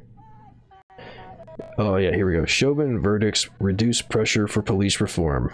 Senior Democratic and Republican aides who would never let their bosses say so on the record privately told Axios the convictions have lessened pressure for change. They noted the aftermath of mass shootings time and again. Congress has failed to pass gun control legislation, and the conversation ultimately moved on to until other terrible. That's just it seems like a really bad translation of something. Thanks, Jules. I do my best. This has been an unusual week, so I'm missing days, but I'll be back doing regular stuff next week, unless World War III kicks off with Israel and Syria, I guess. I do wanna, yeah, whatever. That's the India story.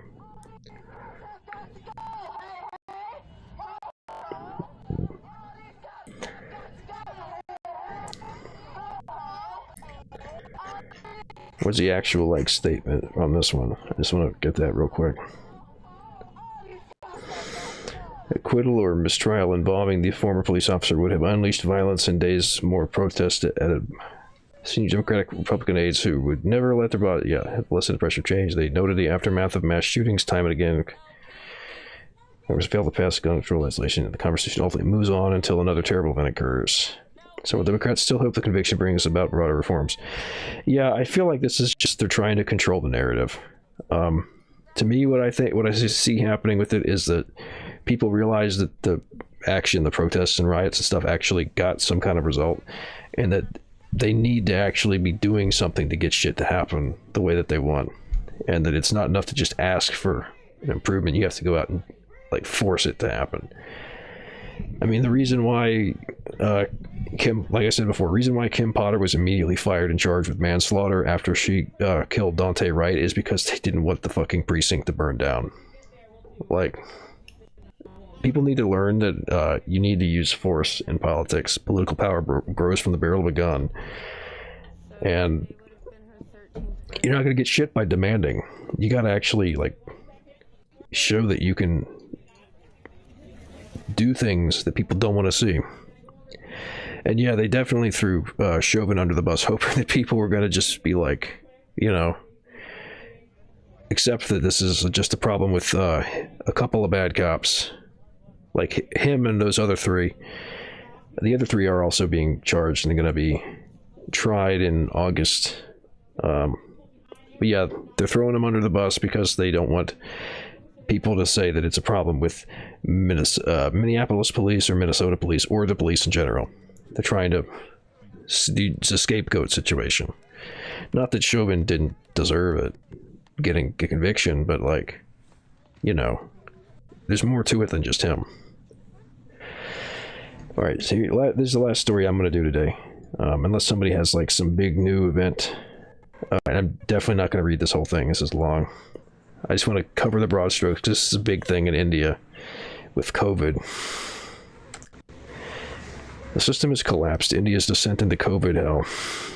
Many falsely believed that the country had defeated COVID. Now hospitals are running out of oxygen and bodies are stacking up in morgues.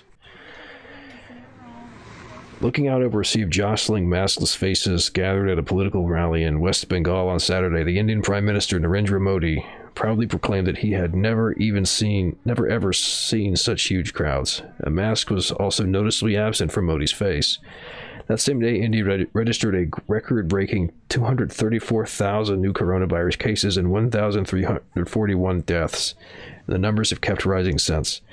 The country has descended into a tragedy of unprecedented proportions. Almost 1.6 million cases have been registered in a week, bringing total cases to more than 15 million. In the space of just 12 days, the COVID positivity rate doubled to 17%, while in Delhi it hit 30%. Hospitals across the country have filled to capacity, but this time it is predominantly the young taking up the beds. In Delhi, 65% of cases are under 40 years old. While the unprecedented spread of the virus has been partly blamed on a more contagious variant that has emerged in India, Modi's government has also been accused of failures of political leadership from the top, with lax attitudes emulated by state and local leaders from all parties and even health officials across the country, which led many to falsely believe in recent months that India had defeated COVID.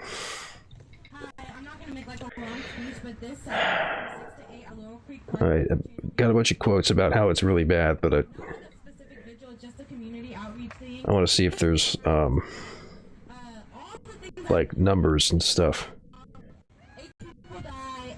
Doctors on the front line broke down, speaking of the deluge of dying COVID patients they had been unable to treat due to a lack of beds and an inadequate state and central government preparation. Dr. Amit Thadhani, director of Nirmaya Hospital in Mumbai, which is only treating COVID patients, said he had given warnings about a virulent second wave back in February, but they had gone ignored. He said now his hospital was completely full, and if a patient gets discharged, the bed is filled within minutes. 10 days ago, the hospital ran out of oxygen, but alternative supplies were found just in time. There are people lined up outside the hospital trying to get in, and every day we are getting calls every 30 seconds from someone trying to find a bed, said Thadhani. Most of these calls are for patients who are critically ill and do need hospital care, but there just isn't enough capacity, and so there's a lot of mortality happening. Everyone has been stretched to their limit. Thadhani said this time around the virus was much more aggressive and much more infectious and was now predominantly affecting young people. Now it's people in their 20s and 30s who are coming in with very severe symptoms, and there is a lot of mortality among young people. Here's a chart showing COVID activity. The red line here is India, and it looks like it's just took off.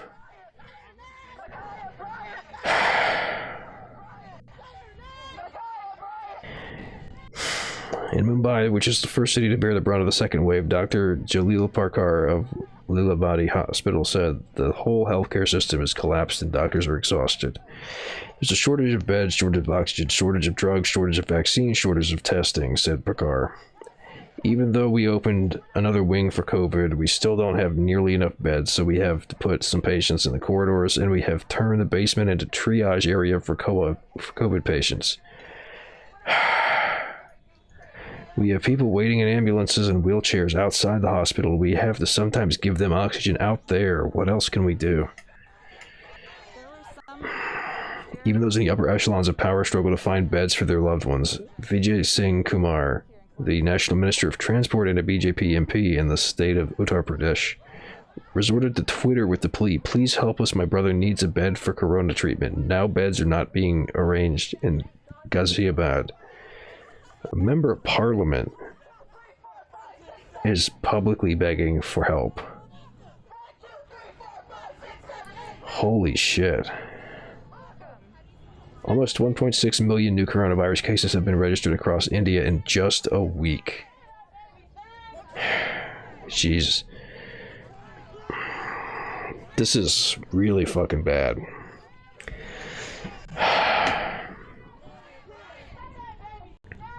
Alright, so left side, this is cases and this is deaths.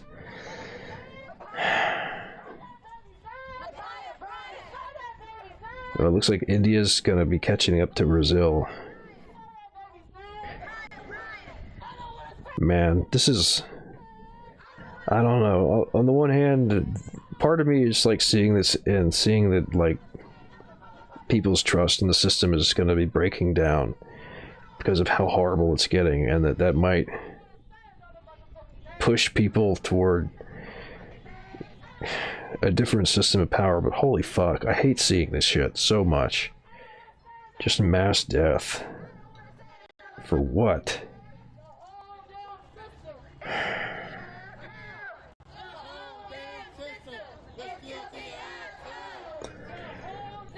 Yeah, okay. I think that about covers this. Fuck. India's just like apocalyptic right now with COVID. Alright, I'll read through just the titles. U.S.-Israel tension builds as Iran talks progress. Well, that's going to be complicated by those events in Syria-Israeli border. Fuck. Black Lives Matter says communities being terrorized at a greater rate under Biden than Trump. Yeah, clap for all the fucking Voshites who told you to vote Biden. Maybe this will still, people will like radicalize as a result and realize the Democrats aren't shit. Try to be fucking optimistic, but fuck. Privacy champions urge passage of a Fourth Amendment is not for sale act. Well, we'll see if that gets anywhere. Chauvin verdicts reduce pressure for police reform. Read that. In a closed-door event with corporate lobbyists, Manchin vows $15 wage not going to happen. I mean, that's probably true. It's in the U.S. $15 minimum wage is just that. They're not gonna let that happen. Biden's refugee plan. White House pushes on with confusing statements.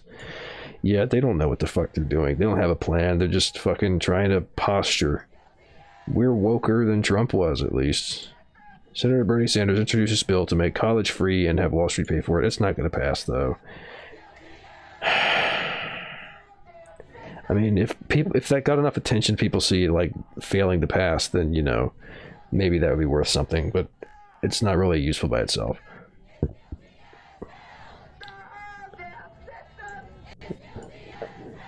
Blowback is a critically acclaimed retelling of the Iraq War. Okay, it's like a media review. This is Chapo Trap House reviewing the Jupiter, what's it called? Blowback Season 2. The episode's Jupiter Minutes. It's interesting that News Anon's been putting podcasts on here now. No left-wing activists aren't the same as fascist thugs. Well, yeah, it's fucking... People are going to keep saying that.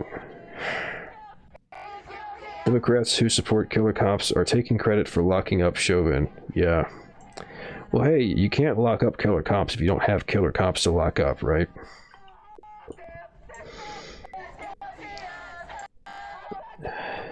Iran might have just struck the Dimona nuclear power plant in Israel in retaliation for the sabotage at Natanz last week. Big explosion. Yeah, actually, let me just check that and see if there's any news on that. Because I was looking for a bunch of stuff there, but didn't see too much. See if there's a new...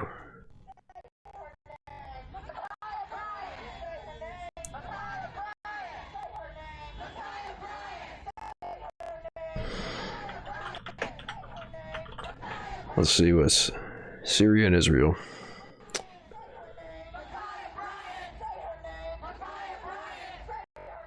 Yeah, IDF says that a surface-to-air missile was fired from Syria to Israel's southern Negev.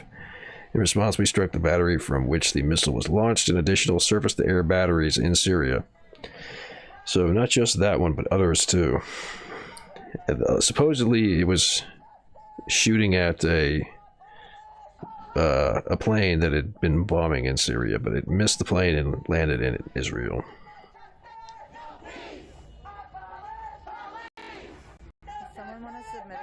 Yeah, this is potentially a really big escalation. 31 minutes ago, Israel just dropped bombs on Syria's capital of Damascus in the middle of the night again.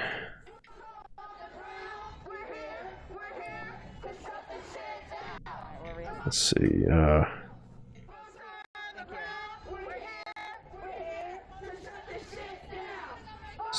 from Jerusalem Post, several indications have pointed to a missile being launched from Iraq, Well, according to other reports, it came from Syria. Well, it sounds like they're in agreement that it was from Syria now.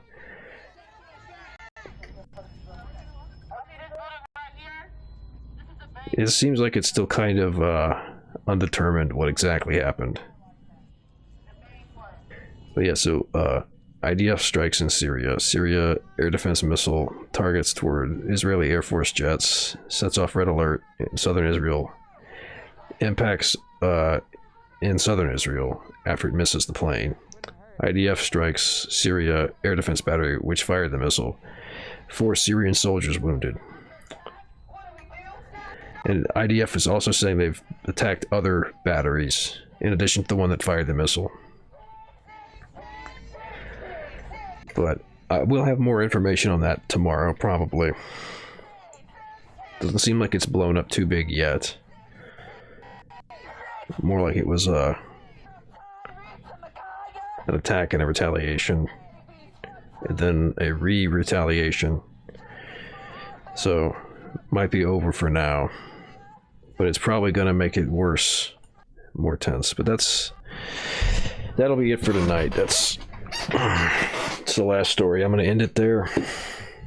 Thanks for tuning in, everybody who's still here. And instead of telling you to like, comment, and subscribe, I'll say remember to agitate, educate, and organize. Anybody who's still in the streaming, I'll link you over to the Happenings side tube, so you can watch Woke over there. Oh, shit. I need to... Shit.